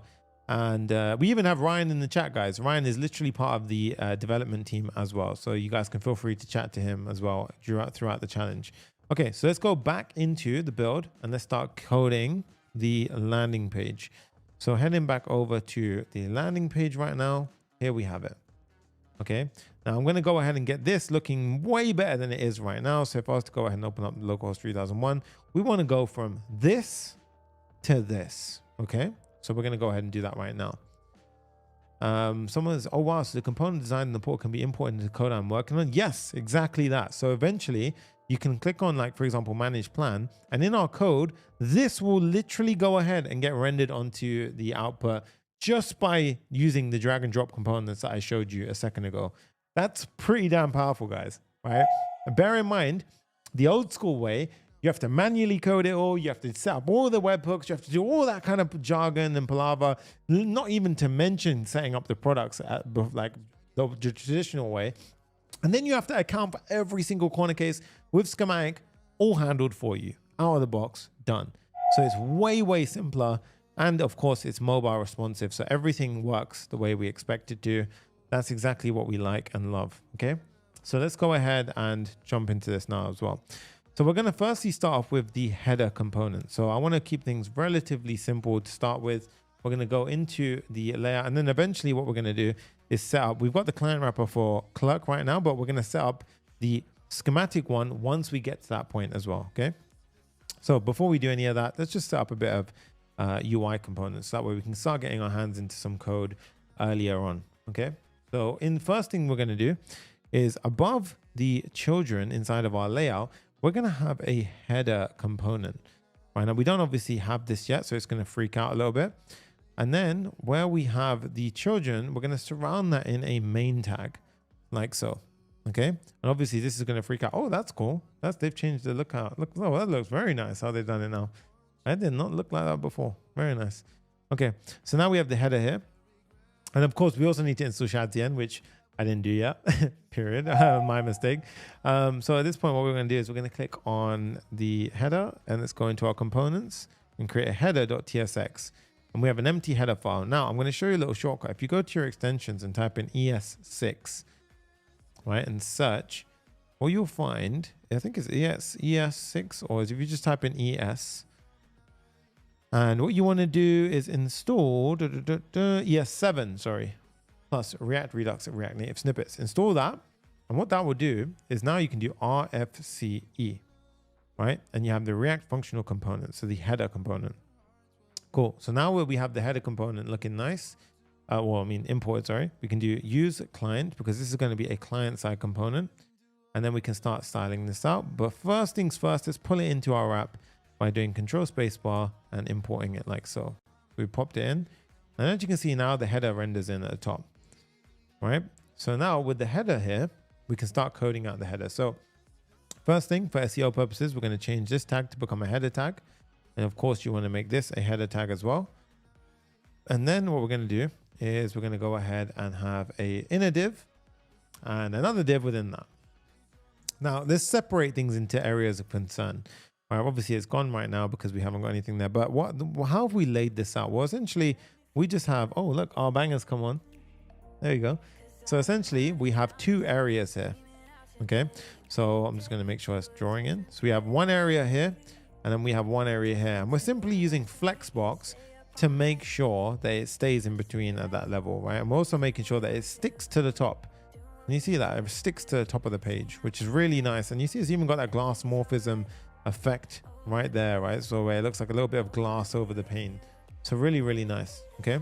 So let's go ahead and implement that right now. So the header at the top, we're going to say that's a sticky header with a top of 0 and a Z index of 50. Z index of 50 ensures that when we scroll over something, it's at the forefront layer. So it's at the top layer. Okay. So once we have the Z of 50, what I'm going to do is I'm going to say left and right of 50 as well. So left and right of 50. So that makes sure, 0, sorry. Make sure it's completely using the top. And then what I also want to do is inside of here, this is going to represent the left section. So it's going to be representing the left section. And this is going to represent a right section, which is going to have a div here. Okay, so we've got left section and the right section. Left being agent tube, right section being this management area. Now for the left side, we're going to have a link, which is a Next.js link. And this Next.js link we import like so. And then we're going to have a H1 tag. And the H1 tag is just going to say agent tube. Okay. And then this is also going to have a link, which is a href to the home page. Now you can see if I click it, it actually navigates me to the home page. You can see on the bottom left, it says localhost 3000. That's essentially the home page. Okay. Now, what we want to do here is I'm going to have a posting thing called agent tube, right? Or agent post, let's call it. And this is going to be a little helper component I'm going to create, which essentially just allows us to have this nice little effect because we're going to use it in a couple of areas of our app. Okay. Now the agent post, I'm going to go ahead and just create a component for it.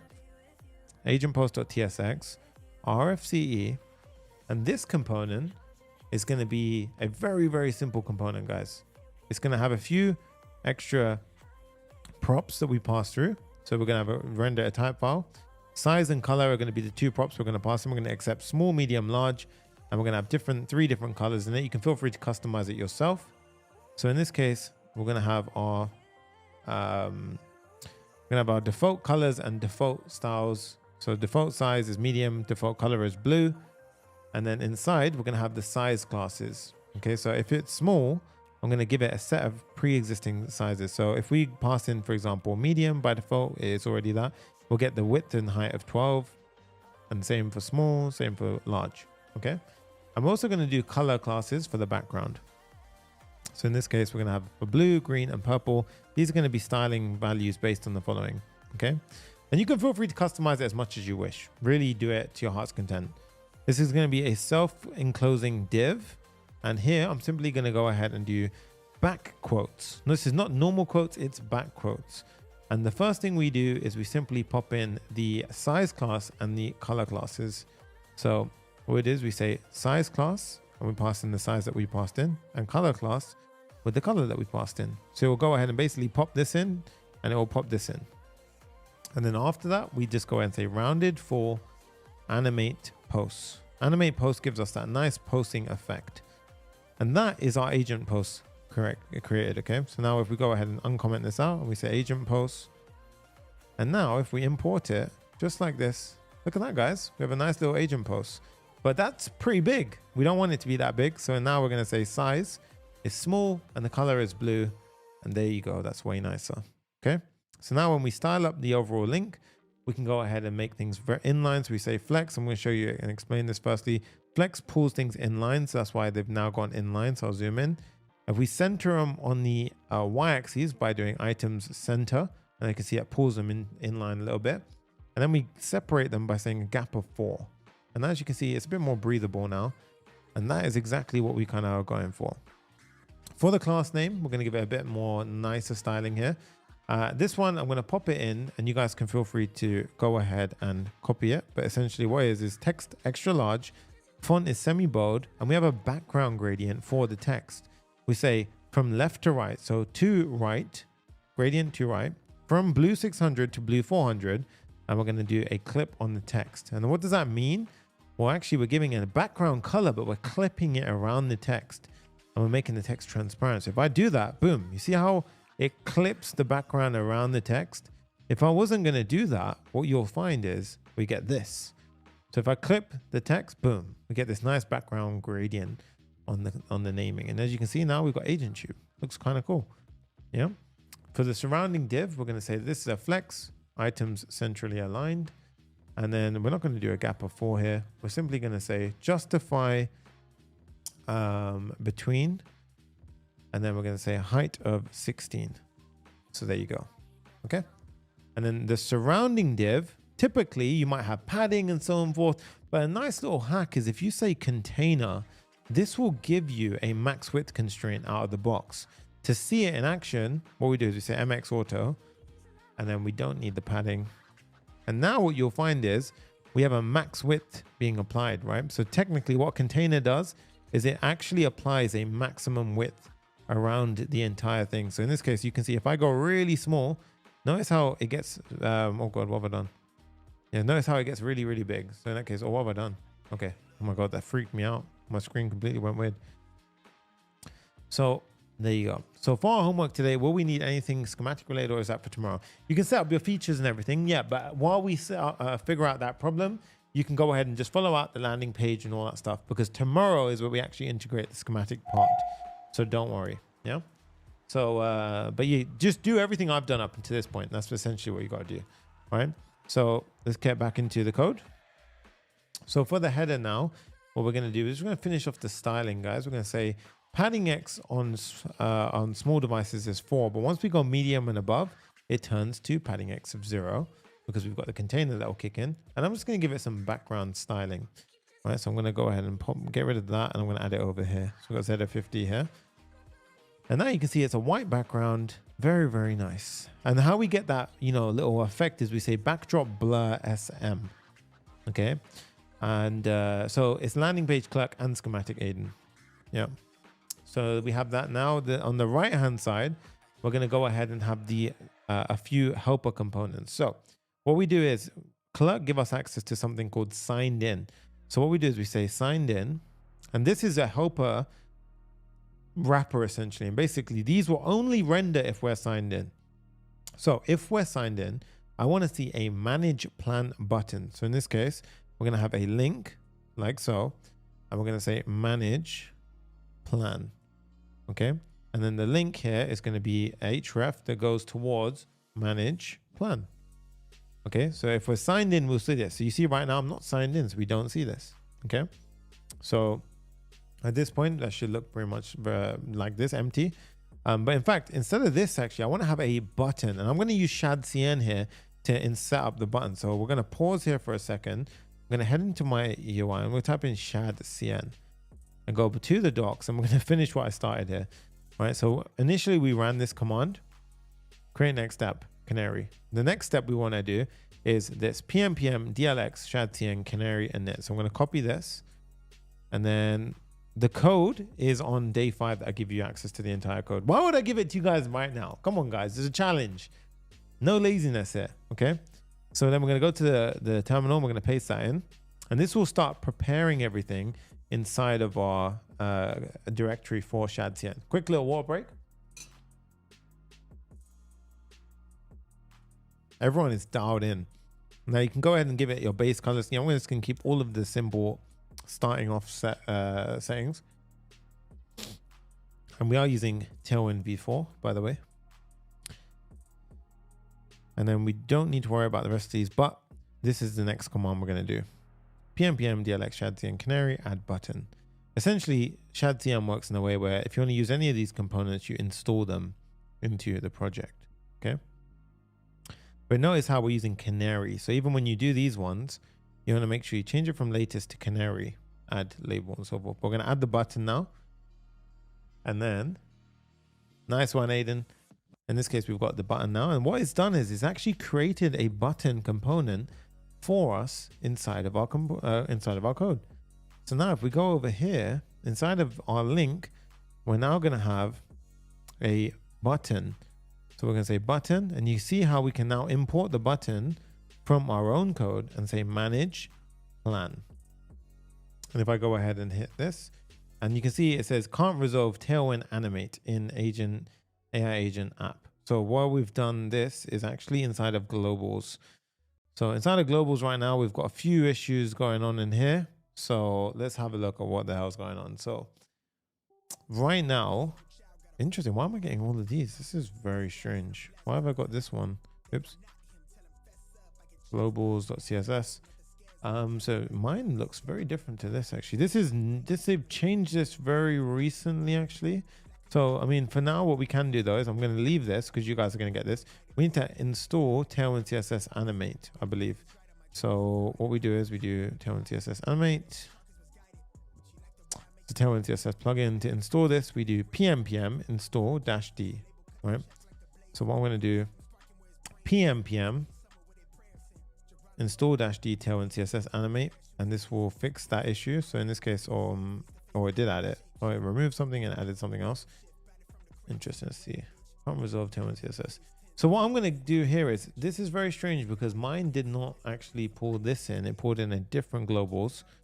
I'll tell you what we'll do. So this is how they're recommending to pop it in.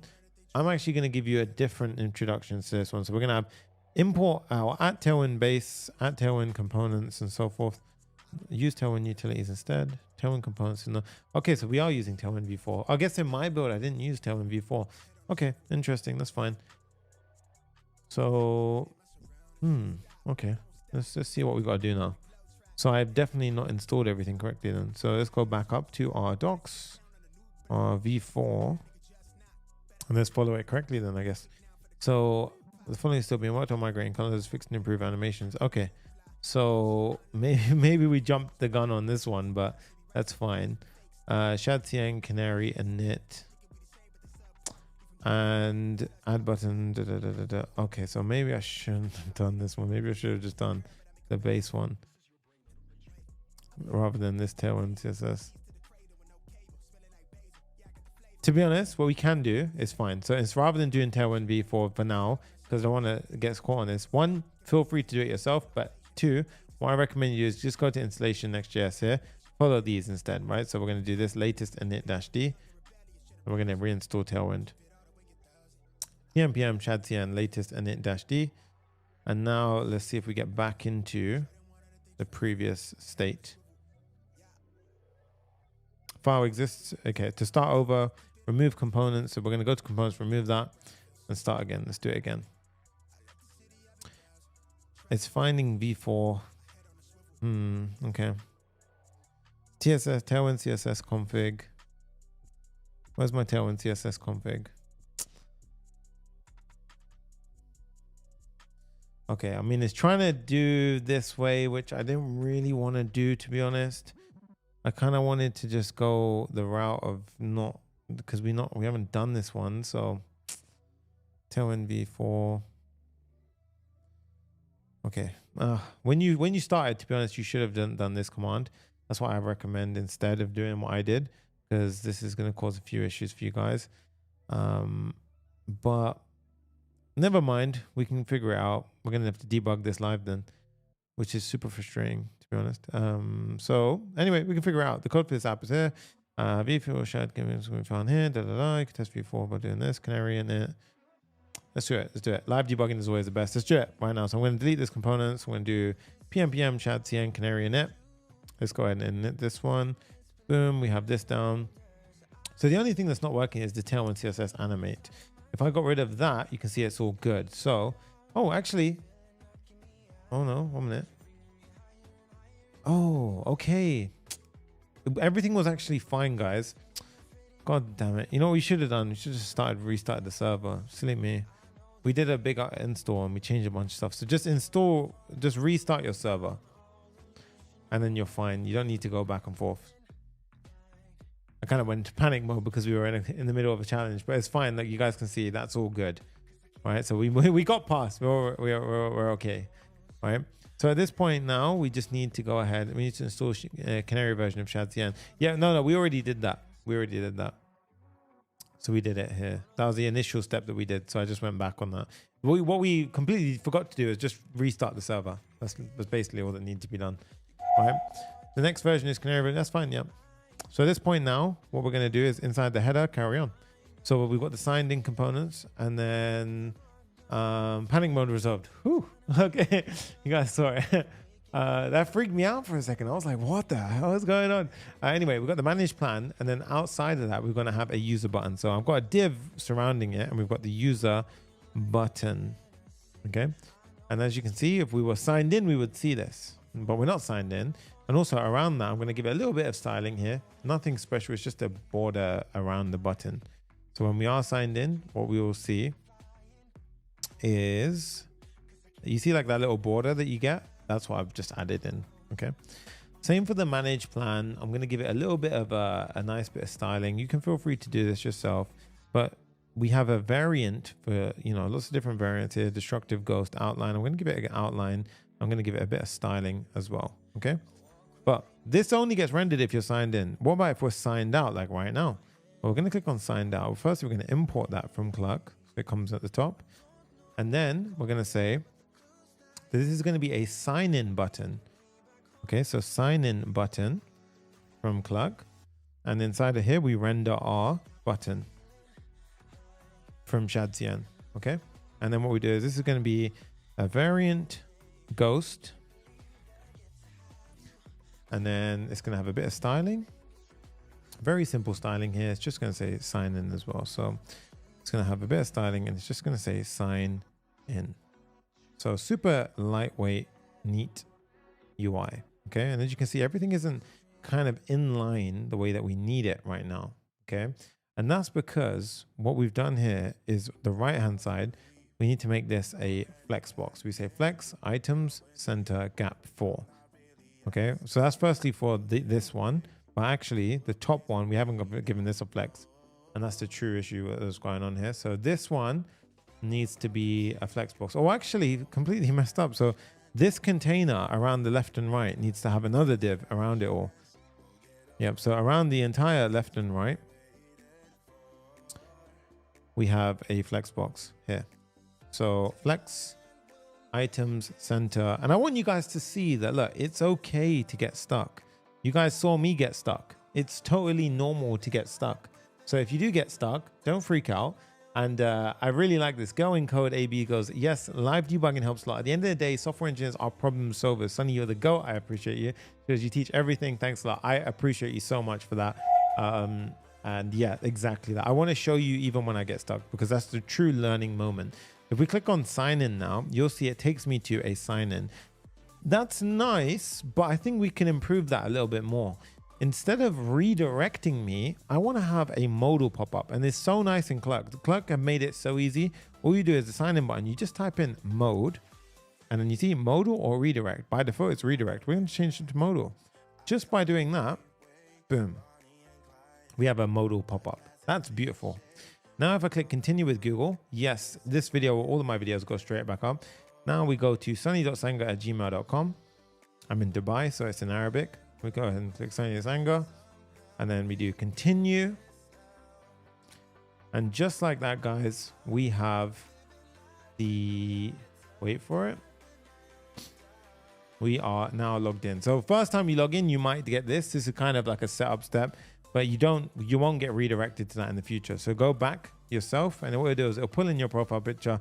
Let's do that entire flow one more time to give you a nice little demo. So if we go continue with Google, sonny.sangha@gmail.com, and now you can see it takes me back to the app. Okay, so it only does that the first time when you set things up. As you can see, guys, boom, we have our app running. And as you can see, if we click on manage plan, it takes me to a /manage plan screen, which we're going to implement tomorrow. Okay, so that we don't need to worry about today. That's essentially just going to be for this error element here. We could even do it today. I'll see how we do, right? But now we've done the header section. So firstly, pat yourself on the back. Hey, that was awesome. Now we're going to build the landing page. So this element, this is actually a breeze. This will be so easy if you got to this point already. So don't worry, you're doing amazing for time. Okay. And remember, this is all about taking your time and going ahead and getting it. The UI is so sleek and legit, no content. For the modal, yeah, the modal is super sleek. Really, really nice, right? So what we're going to do now is we're going to go ahead and set up our landing page. So the first step I want you to do is the home screen is going to be a minimum height of screen.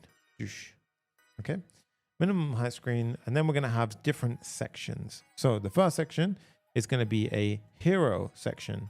Hero section refers to this chunk at the top, right? This bit right here. So this is a hero section. Okay, then we have the features section. And then we have the meet your agent in 3 simple steps. And the whole point of this, and then we have a footer section. The whole point of this is to give you just a bit of a nice UI to go ahead and land your users on right now. Notice that we don't have pricing pages. Our approach is based around letting them try the app for themselves and just introduce them as a user, because it reduces the friction for them to use your app. Imagine they could just go ahead and then right now they just want to play with it straight away. They just want to play with the app. And that's a more powerful approach sometimes.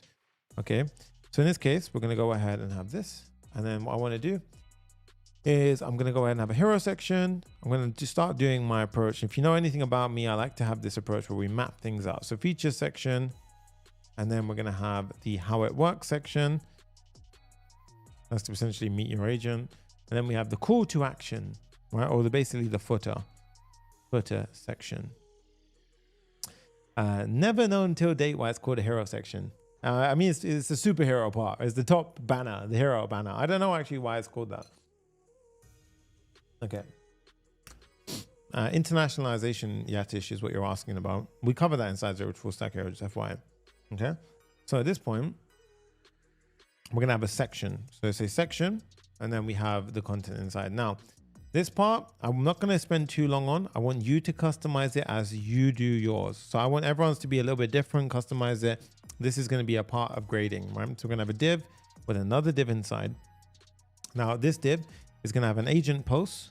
Remember the post that we created? It's going to have a large blue one, okay? And then it's going to have a H1 saying meet your personal AI content agent. Okay, so I'm going to go ahead and pop in my one. It's just a bit of styling in the mix. And this is essentially saying MD text large means on a bigger screen, change the screen text to a 6XL. So as you can see, as on a bigger screen, it changes. We have our little kind of, agent pop in. The surrounding div here, let's say flex column, center it like so. And then we're going to say gap of 10. Text should be centrally aligned and a margin bottom of 12. And as you can see, just like that, just like that, we have our nice kind of, top banner, right? Now this is going to be a container with an MX auto to center it. And now as you can see, it has that minimum constraint. And then we're going to have a padding X of 4 and a max width of side of here. I don't know if we do actually have anything inside of this that's relative. I think I tried it before and I got rid of it. So padding Y of 20, background gradient to bottom. So to bottom, and we're going to say from white to, and right now if we do blue, blue's kind of cool as well, but to gray, we're just going to do gray 50 at the moment. So it's super subtle. Meet your personal AI content agent. Nice. Now underneath H1, we're going to have a P tag, which says transform your content with AI powered analysis, right? And then under that, what we have is a YouTube video form. And that's going to be a component that we're going to build. And that is going to be this, right? And the reason being is, as you can see, it's going to be a dynamic analyze component, right? So in this case, we're going to go ahead and implement that. So I'll show you how we do that afterwards. Now, the next section is the feature section. So firstly, to see how that looks, very nice, very clean. Okay. I bit my mouth really hard. So we've got the section here. Ow, that hurt so bad. Okay, so now we've got the a div inside of here. And then we're going to have a H2, which says powerful features for content creators. Bit of styling. The div outside, very minor styling. A container, same approach that we did last time. Let's go ahead and do the same thing. And then the section is going to have padding Y of 20 and BG white. And as you can see, very subtle white separation. So you see how we're getting there? And now for the next bit, we're going to have a div, and this is going to have all the features in, feature cards. Now for this, rather than copy and pasting, what I'm going to do instead is at the top of the file, we're going to have a features array. I'm going to paste in an array, and I'm going to have you can pause the video and watch it over yourself. But essentially this is going to be the features array. Okay, so it's going to be an array of objects. Each object is going to have a title, a description, an icon background color, and an icon color. And we're going to have different icons. Now the icons, I'm going to import at the top to save us a bit of time. So these are going to be all the icons from Lucid React. Now Lucid React is an icon library that automatically installs when we set up Shadcn. So at this point, we have all the features. Each of the objects represents one of the features. Okay, now if we go back down here, now instead of copy and pasting, what we do is we simply map through all of our features and render out something. So we say features dot map for every single feature. We're going to represent or, pull something out. And what we're going to do is usually we do it in parentheses. What we do is we do curly brackets, and I'm going to actually get access to the icon. We're going to say icon equals feature.icon, and then we're going to return something. Now here, what we say is we say div, and the key is going to be the feature. Oh, it's going to be the index, to be fair. So what we do here is we can say feature, and the index is just a number that it's rendered out as. So let's firstly pop that in. And now a little bit of styling for the surrounding div, like so. And then we're going to have a div with the icon inside of it. And then underneath that, we're going to have a H3 tag with the feature title. And then a P tag with feature description. So pop that in. And as you can see, just with that already, we have all of the different features being popped in. Okay. So now the first thing is for the icon, we're going to have a bit of styling at the top, including the background icon color. So in this case, what we do is we pop that in. You can see we've got all the styling, and then we add in the feature icon BG. And you can also use the CN utility that gets added on with Shadcn. If you know what I'm talking about, then that's good. You know what I'm talking about. If not, don't worry about it. But for the icon, we're going to add a bit of styling as well. You can see just a bit of background color to it. Same for the H3, very minor styling. And same for the P tag. We're just going to say the P tag is text gray 600. So we're going to go down here, text gray 600. And guys, as you can see, we have all of them being listed out. Okay. So the features themselves are being rendered out in this div. So what we're going to do is for this div, we're simply going to give it a grid class name. Grid means everything by default is in a one grid layout. So it still remains in a one grid on the phone. The second we get to a bigger device, it goes to a 2 grid. And the second we get to a large device, it goes to a 3 grid. And we always remain a gap of 8 between each element. So as we grow, oops. God damn it. Where'd it go?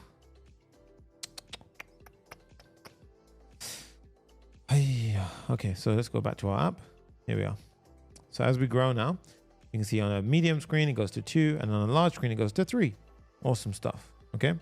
Now in this section, you can see, look, it's already getting to that point where it's too big, right? We don't want it like that. We want a max width constraint.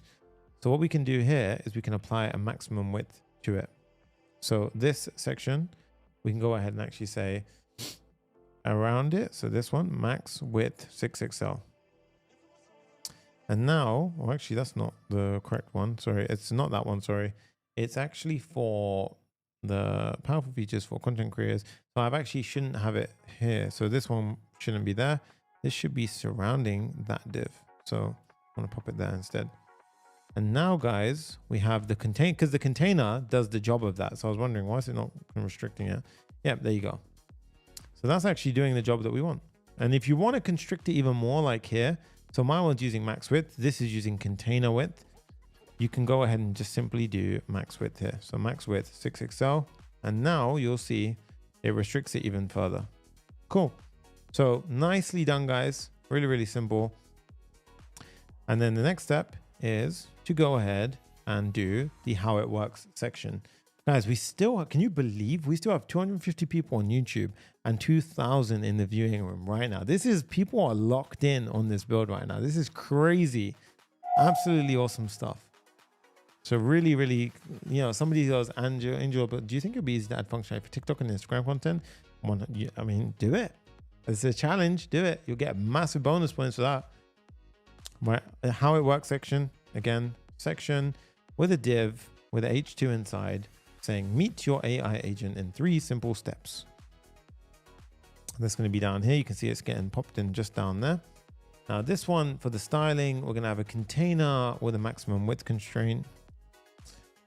And then the class name styling here is going to be text 3XL, font bold, text center, margin bottom of 12.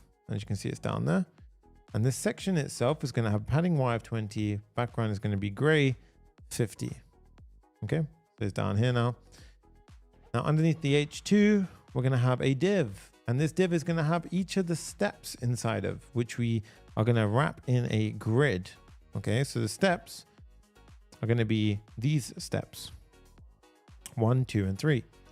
So these steps are going to follow the same approach that we did last time, guys. It's going to be just an array of objects. So if we go up to the top and then we go here and pop it in. So steps, 3 objects, each one has a title, description, and an icon, right? Connect your content, agent analysis, receive intelligence.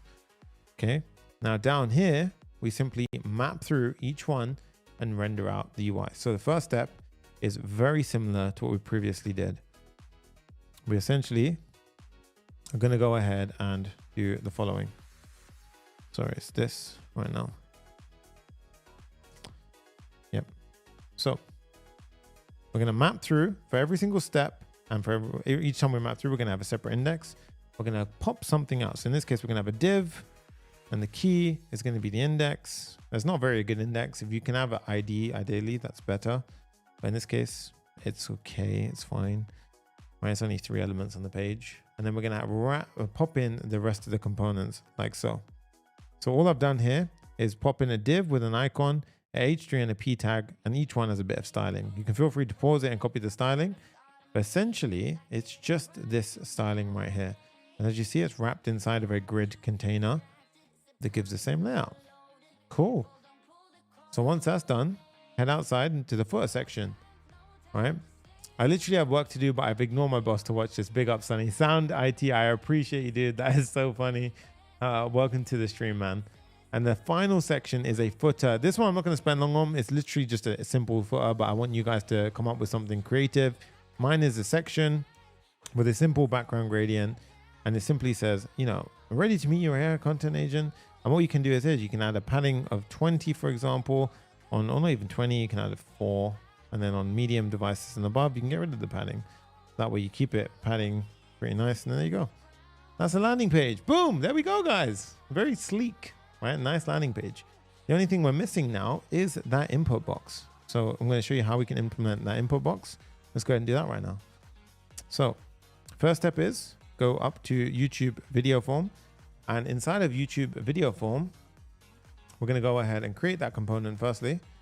And this is going to be a component. We're going to say YouTube video form.tsx RFCE, create our YouTube video form. And we're going to import two things to begin with. Okay, well, actually, we're going to import the new form from Next form. And this is actually a form which is pretty cool. You can feel free to look it up yourself, but it's essentially a new one inside of Next.js. And this is going to be a div and it's going to have a form element. So inside of it, so form element inside of it. And this is going to have an input field. And you can feel free to use Shadcn here to make it look a bit more snazzy and so forth. But in this case, we're going to have an action attached to this form. Right now, it does nothing. It's just going to be an empty action to get rid of all the errors. And then we also want to style the form. So we're going to have a class name.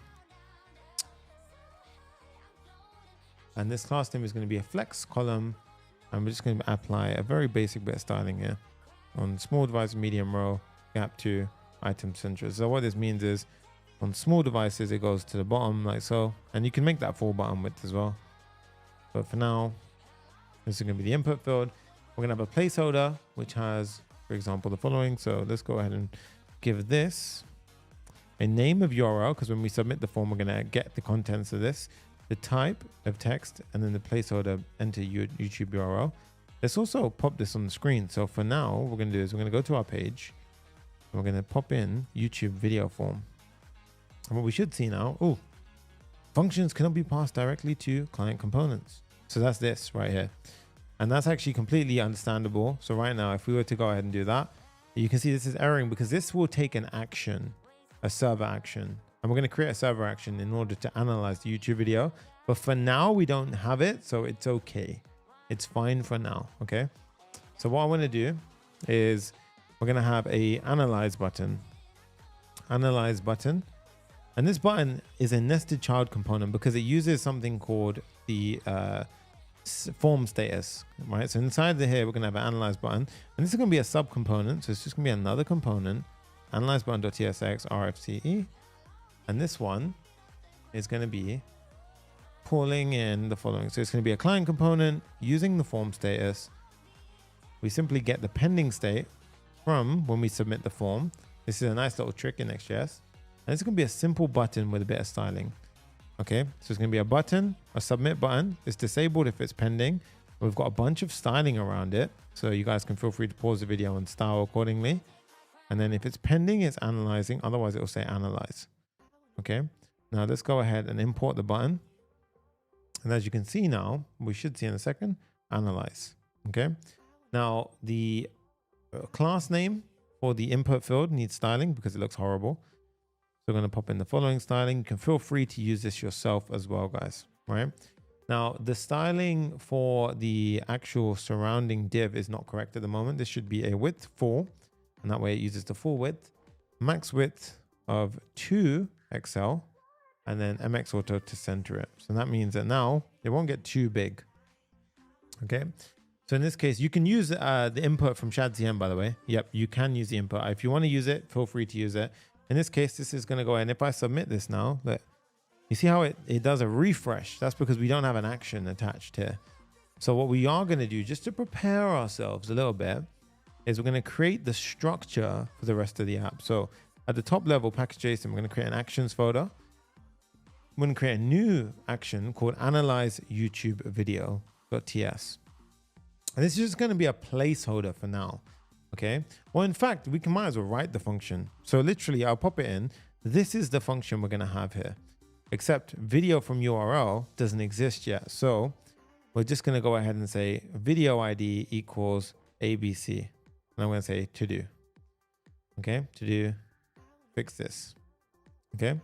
So for now, we're just going to go ahead and have this. And all this is it's a function, export asynchronous function, analyze YouTube video. It takes form data, which is the form that we're going to go ahead and submit. Use server implies that this is a server action. We're going to import redirect from Next navigation. We get the URL from the form that we submitted. So I'm going to pop this on the right hand side. If you guys see here, this form, we're going to pass in the action, analyze YouTube video. So we're passing this action in. And as you can see here, because the name is URL, we get access to the URL based on that. So form data dot get URL to string. If there is no URL, we just stop, right? And then we're basically going to have a step here to go ahead and process the ID, which we're going to do tomorrow. If there is no video ID, we will return, and then it will redirect us to video /ID /analysis. Okay. It's me, Miko, your biggest fan. What's up, dude? Cool. So in this case, now if I was to type in ABC, analyze, you can see, boom, it took me to video /ABC /analysis. Okay, so that's great. So we've got our landing page dialed in already. That looks awesome. Okay, now back over to, so firstly, well done. That's the schematic, that's the landing page done, right? What we're now going to do, just to wrap it up, is we're going to do a simple sort of schematic wrapper step. Because this bit, I want you to debug it today if you get stuck. And then we're going to go ahead and just implement the manage plan page. So it's going to be maybe 20 minutes or so, and then we're going to be done for today. And then your homework is going to be to submit this. Okay, so let's go ahead and get through that right now. So what I want you to do is we're going to finish off installing schematic into our application. So for example, if I go to schematic docs, what we're going to do is we're going to firstly finish off the installation. So if we go down to here, in the documentation, we say SDKs React, and we're going to install it. So npm add schematic React. So let's go ahead and install this. npm add schematic React. And then what I want you to do, guys, is we're going to go ahead and look at the documentation here. You see how we have a schematic provider with a publishable key. Okay. So this is essentially what we're going to have here. So inside of our client provider, remember our client wrapper? This is where the magic is going to happen now. So someone goes, Steven goes, I've got something cooking for this, but nice, dude. All right. So here we're going to have the schematic provider inside of the Clerk provider. So schematic provider, and then we're actually going to have the children inside there. Right.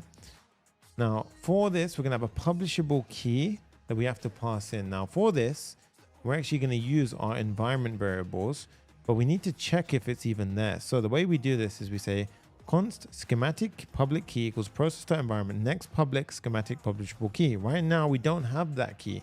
Okay, so we're going to go ahead and set that up as well. So in this case, let me just fix this up. Okay, we're going to set this up in our environment variables, and then we're going to say if there is no key, it's going to go ahead and throw an error, which it shouldn't allow us to continue. So that's correct. And then we basically pass the key through here. So right now in our app, you can see no schematic publishable key found. Please add it to environment local key. All right. So in this case, firstly, let's do that right now. So I'm going to invalidate these anyway. So what is the publishable key and how do we get that? Well, if you head over to your dashboard, right? And as you can see, oh, look at this, guys. Ryan also made some doc updates to the quick start, which is absolutely awesome. So feel free to go ahead and check those out. If we want the publishable key, it's going to be inside of, I believe it was, my key is inside of, if I go into my settings, I believe my key was here, was it? I've actually forgotten where my key was. I'll find this one. I think we can actually find it in the quick start guide. If we go to docs, create schematic. So if we go to here, you can see create schematic account. We've done this, connect your Stripe account, set up the Schematic SDK, which is what we are on right now. Publishable key. You can generate a publishable key from the schematic dashboard. So if we go into the schematic dashboard, so yeah, don't do what I did. Go ahead and read the quick start guide, click and create. That would have saved me a bit of hassle. Here we're going to say publishable key. description, let's just say public key. Development, you can have different environments. Click on save, and then we have our publishable key and our secret. So in this case, I'm going to copy this, and we have to make sure that we go ahead and actually go ahead and correctly do this. So here, what I want to do, I want you to do is I want you to have your next schematic publishable key with the value here. So it's going to be your publishable key. And what I would say is just go ahead and, add these in. So it just very simplifies, simply separates things. Schematic API key is going to be the secret key. So this one right here, like so. Okay. So I'm going to invalidate these as well. Don't worry. Yeah, you shouldn't expose these ever. Okay. So super secret keys, do not expose them. I'm going to invalidate these keys afterwards. So don't copy them, period. Okay. So once that's done, now you can see we are let through the app because we have got a key. So you got to this stage. That's correct. So you've gone ahead and done that. You need to delete the secrets from cloud after video. Yeah, I do. So Jay's already informed me of the step. So we can go ahead and I can just simply go here and revoke my keys. Okay. So this is actually exactly what I'm going to do after this as well. So it was in API keys. That's my mistake. Okay. Now we have the schematic provider. That's great. What we want to then have is a schematic wrapped component. And this schematic wrap component, again, if you go to the quick start, go to the docs, go to setup SDK, and we go down here now, you can see we've got essentially, you can go ahead and check out all of these different steps. I'm going to show you exactly how to do it in a really sleek way based on a couple of examples that I've used and so forth. But this is what I'd recommend. In order, what we want to do is create a wrapper. So we always essentially tell our application or send a identify event to schematic. Basically what this does is every time the user logs in into the app and basically accesses it, we want the user to be able to basically identify themselves as to who they are. Okay. So that way schematic knows, okay, that is the user who I should attribute this, image generation towards and so forth. Okay. Let me just bear in mind and tell you guys as well that they also have really nice integrations with Clerk, for example. So you can feel free to do the integration with Clerk as well. So this is actually a step we need to do. To be fair, I completely skipped over it. So Clerk integration with schematics, and we actually need to do this right now. I've completely missed over that one. So getting started, we're going to connect Clerk to schematic. So we go to the integrations tab within schematic right now. So let's go ahead and do that right now. So I'm going to keep this open and open up a separate tab like so. Go into schematic, go into our integrations tab, and we will actually have a Clerk integration here. Well, in fact, we don't actually have it here right now, but I'll tell you what, we actually don't need it for the step that I'm going to do. So I'll show you what I'm going to do instead for now, because I've already built it. I just realized in a way where we don't actually need that. So I'll show you guys how to do it. So check this out. If we go into my code here, so let's go ahead and we're going to create a schematic wrapped function, and it'll make sense why we don't need the integration part and why it's going to be even easier than what I thought it was. So what we do is we do schematic wrapped, and then we pop the children inside. And as you can see, we don't have schematic wrap. So what we're going to do is we're going to create another schematic wrap.tsx component. Now this one is going to be the following. It's going to be something along the lines of this. Okay, so it's going to be a wrapper, which goes here. So firstly, we import this, and you should see your app continues to run. That's your first step. Now, why do we need this? And why is this so important? Well, firstly, it's a client component. But secondly, this is where the real power of Clerk and schematic come together. Because what happens here, guys, is basically we're going to go ahead, and we actually don't even need to do this. We can just return the children directly. Okay. What we're actually going to do here is we're just going to make sure that whenever the identity or user changes, we send an identify event. So basically we're going to use two helpful hooks, one from Clerk and one from schematic. One from schematic called identify. Again, what this means is when any of those two values change, we send over an event to schematic saying, hey, I'm Sonny, and any event that I send from now on is from me. Okay. And the same thing. And in order to identify the user who is signed in, we use this, which is from Clerk. Okay. So we have a use effect. A use effect simply runs when the component mounts inside of React. And what we do is we import this from React like so. Now, this is going to be dependent on the user and on the identify call. So we need those two things inside of our use effect. And then all we're going to do here is we're simply going to check for firstly a username property. Now here what we're doing is we're basically going to go ahead and say the username is either, I'm basically doing a progressive approach here. So I'm saying firstly the username is the username if it exists inside of the user. Otherwise it'll become the full name if it exists in the user. Otherwise it'll become the email address. Otherwise, worst case, it'll become the user ID. So this is going to be the username, right? This is just nullish coercing, whatever. I don't know how you exactly say it, but it's a no check. And then here what we do is we say if there is a user ID, this is a no check here as well. So if the user ID exists, then what we do is we just send off an identify event. Okay. Now here's the key part. Okay. So typically Schematic works both with B2B and B2C setups. So I'm going to show you how to set it up in a B2C approach. So what we have to do here is we have to pass over two things. We have to pass over something called a company level key, and we have to pass over something called a user level key. Now in our example, just for simplicity purposes, assume that a company and user are essentially the same thing, right? So they're going to be represented in the same way in the way that our app is set up. So every time we see a company, it just represents a user. Every time we see a user, it just represents a user. So here we have company, and then inside of here we have keys. And all we have to do is pass in the user ID of the person. Okay, so that's the first thing. Outside of here, we say name is going to be the username. Okay, so that's the first thing that we need to do here. So username, sorry, like so. So that's the company level setup. Okay, now underneath the user level setup, we simply directly pass in the ID, which is going to be the user ID. Okay, and then outside of that, we have the name. Okay, so you can see we've got a company level key and user level key. This is essential. You need both of these to correctly start tracking inside of Schematic. Okay, so that's as simple as it is. So once we've done that now, so live mode for Stripe account. So you want to use test mode, Digital Alchemist, right? So you want to make sure you use test mode. Nullish coercing, there you go. Okay. So in this point, this is going to be a lot. This is going to be where the community pulls together. Oh, by the way, wow, 300 people watching and 2,500 on the viewing room. What the hell? I didn't even pay attention to that. So you guys can see here, if I go ahead and hit save, go back over here. Now, make sure that when you hit a refresh, I want you to go over to, so we've got one little issue here. What's this? Oh, ignore this one. So that's my extensions, right? So I've got an annoying extension up here somewhere, which basically triggers that little error.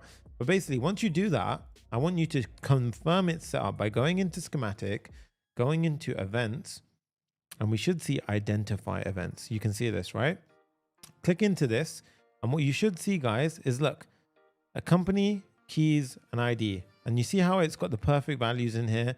It says event sent, ingested, attributed to company and user Sonny. And like I said, a company and user are the same thing inside of our demo, right? We're doing a B2C approach.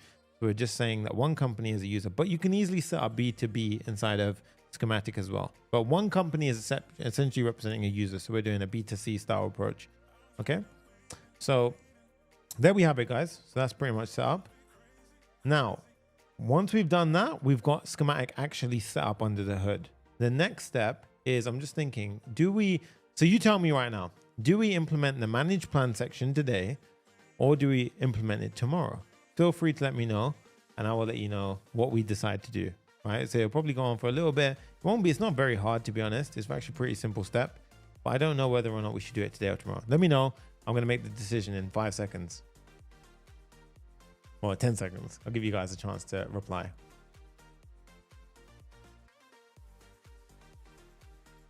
5, 4, 3, 2, 1. Tomorrow. A lot to be done today. Cool. Done. Maybe homework. Cool. So what I'll do is we're going to call it there today for your homework. So that way, once you've got your landing page, everything's set up. You see how we've got this down looking really nice. We've got the manage plan. When you click it, you should get this. Siren says do it. Oh, that's the thing. A lot of people are saying tomorrow. I think tomorrow, so that way you can get a lot of the bugs ironed out. And then tomorrow what we can do is we can set up the manage plan and then we can start implementing the next step, which is the agent, the UI, the analysis UI. I think that's a good way of doing this, right? So today, your homework is going to be to deploy this. So let's do the deployment step right now, because I guarantee even that could be an area where people get stuck. So I think this is very important to stop here now and we go ahead and deploy it. So what I want you guys to do is install the Vercel CLI tools. So you want to type in Vercel CLI and you want to install these tools, okay? You want to go ahead and install these tools. I've already installed these tools, so I don't need to do that. All I need to do is type in Vercel in my CLI. And you see how it says set up and deploy AI agent challenge. I click yes. You might have to log in as well. So it's going to prompt you to log in. I'm going to go into one of my projects right now. Link to existing project. No, I'm going to leave all of the defaults. Okay. Okay. Now, the first time I deploy this, it will fail, and it will fail for good reasons, right? Because it's got essentially, we don't have the keys. So go to your environment file, and here I'm going to invalidate these anyway. You're going to copy. So Command A and copy everything. And where it says inspect, you want to click this and open it up. And what you will see now is Vercel will open up. Vercel is where we deploy our Next.js apps. So I want you to click on AI agent at the top, go over to settings, go down to environment variables, and then go down to the keys. And I want you to paste it in. And as you can see, we paste in all of our keys. We click on save. And as you can see now, I've gone ahead and added in the keys. Okay. So what we're going to now do is it says a new deployment is required for your changes to take effect. Correct. Okay, so the first deployment, doesn't matter if this passes, this one hasn't got the correct keys. So it's not good. Okay, so what we can do right now is we can actually cancel this one. We can cancel that deployment, effective immediately. Go back over to our build. And as you can see, that's fine. Now what I'm going to do is I'm going to say Vercel --prod. And that means it's just going to push to production. Okay. Obviously, if you're pushing this just for hindsight, don't typically do that. You push to preview and then you promote it to production. But just for today's demo, you can obviously do that. So this is now going to go ahead and try and push to production. Now, provided we haven't got any errors here, we should get a URL and that should have our landing page set up, right?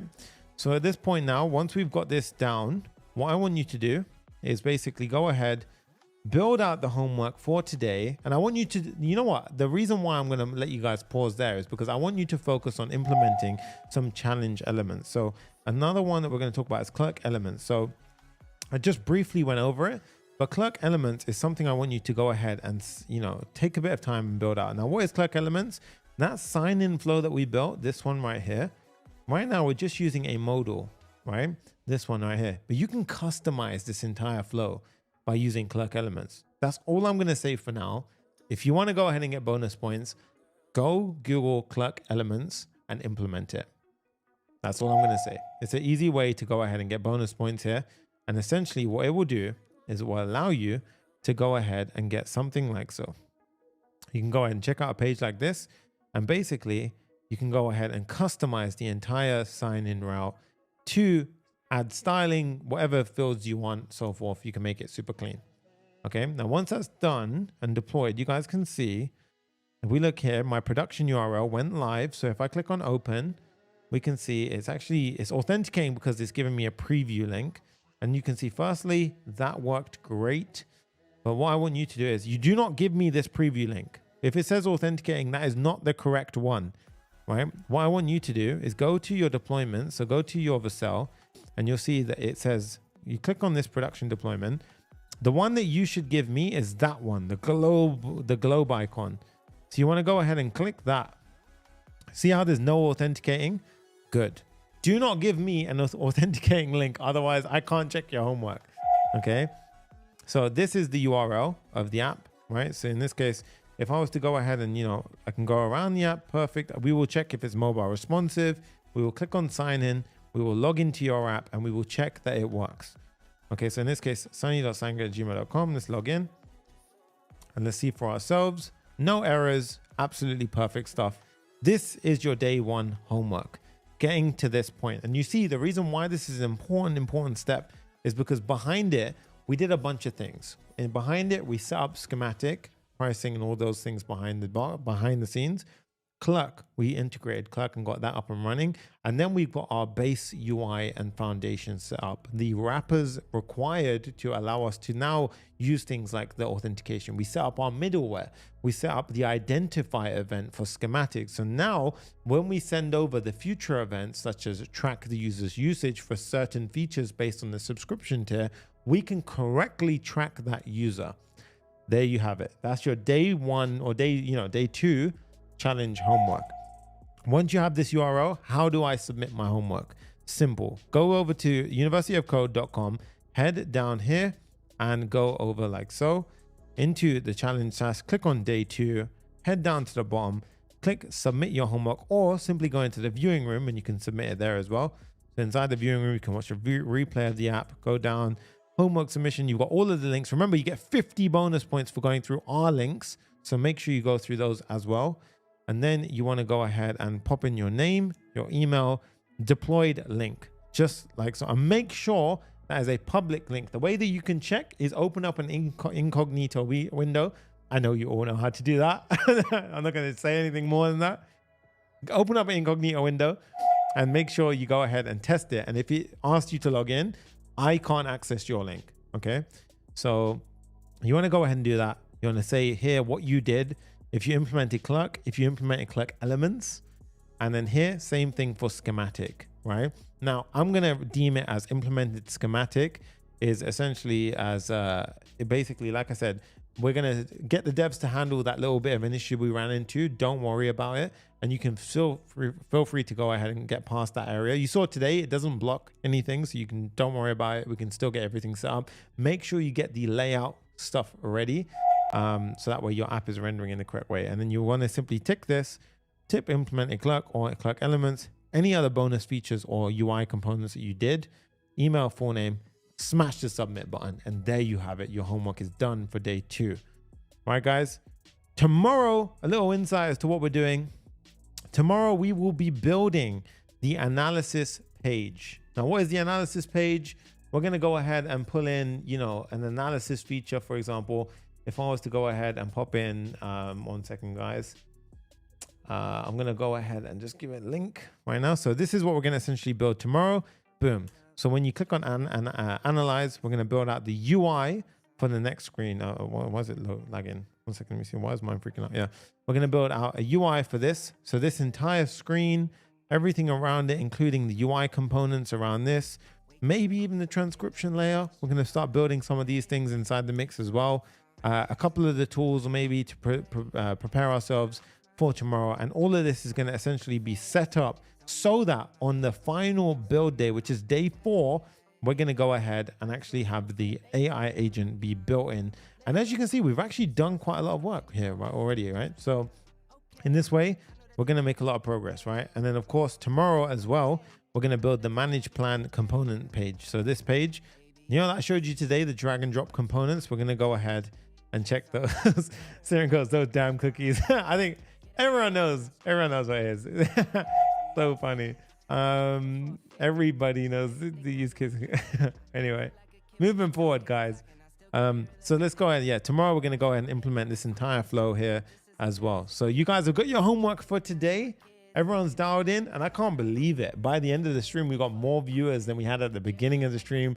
Absolutely mind-boggling stuff. And I do recommend as well, before I wrap up today, just remember, this is all about, it's going to get difficult. It's going to get tough. Don't quit and freak out and start panicking if you get stuck. Go to the community. That is what it's all about. Go to the community. Sinan goes, it's been more than 2 hours and I'm still focused. Just wow. Go to the community. Already straight after this, I'm going to jump in there, shoot a loom of today and what you need to do for the homework. So I'm going to be by your side the entire way. The entire community is by your side as well.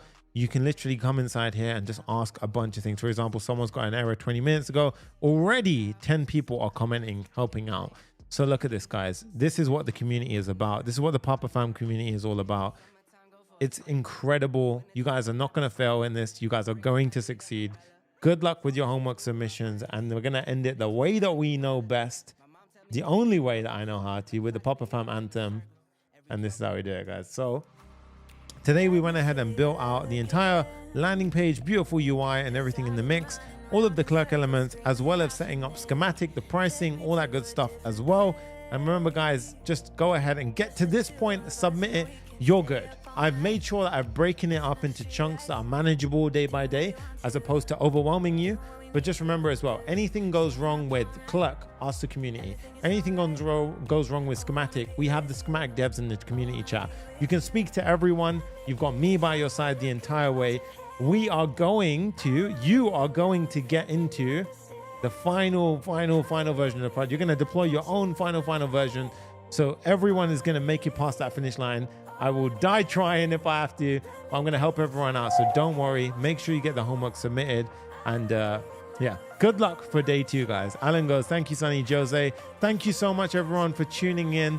Literally got 3,000 plus people across all the platforms right now watching. So I appreciate and love all of you guys. Make sure you smash the like button. And I'll see you again, same time for day 3 of the 5-day AI Agent SaaS challenge. Let's get it, guys. Peace.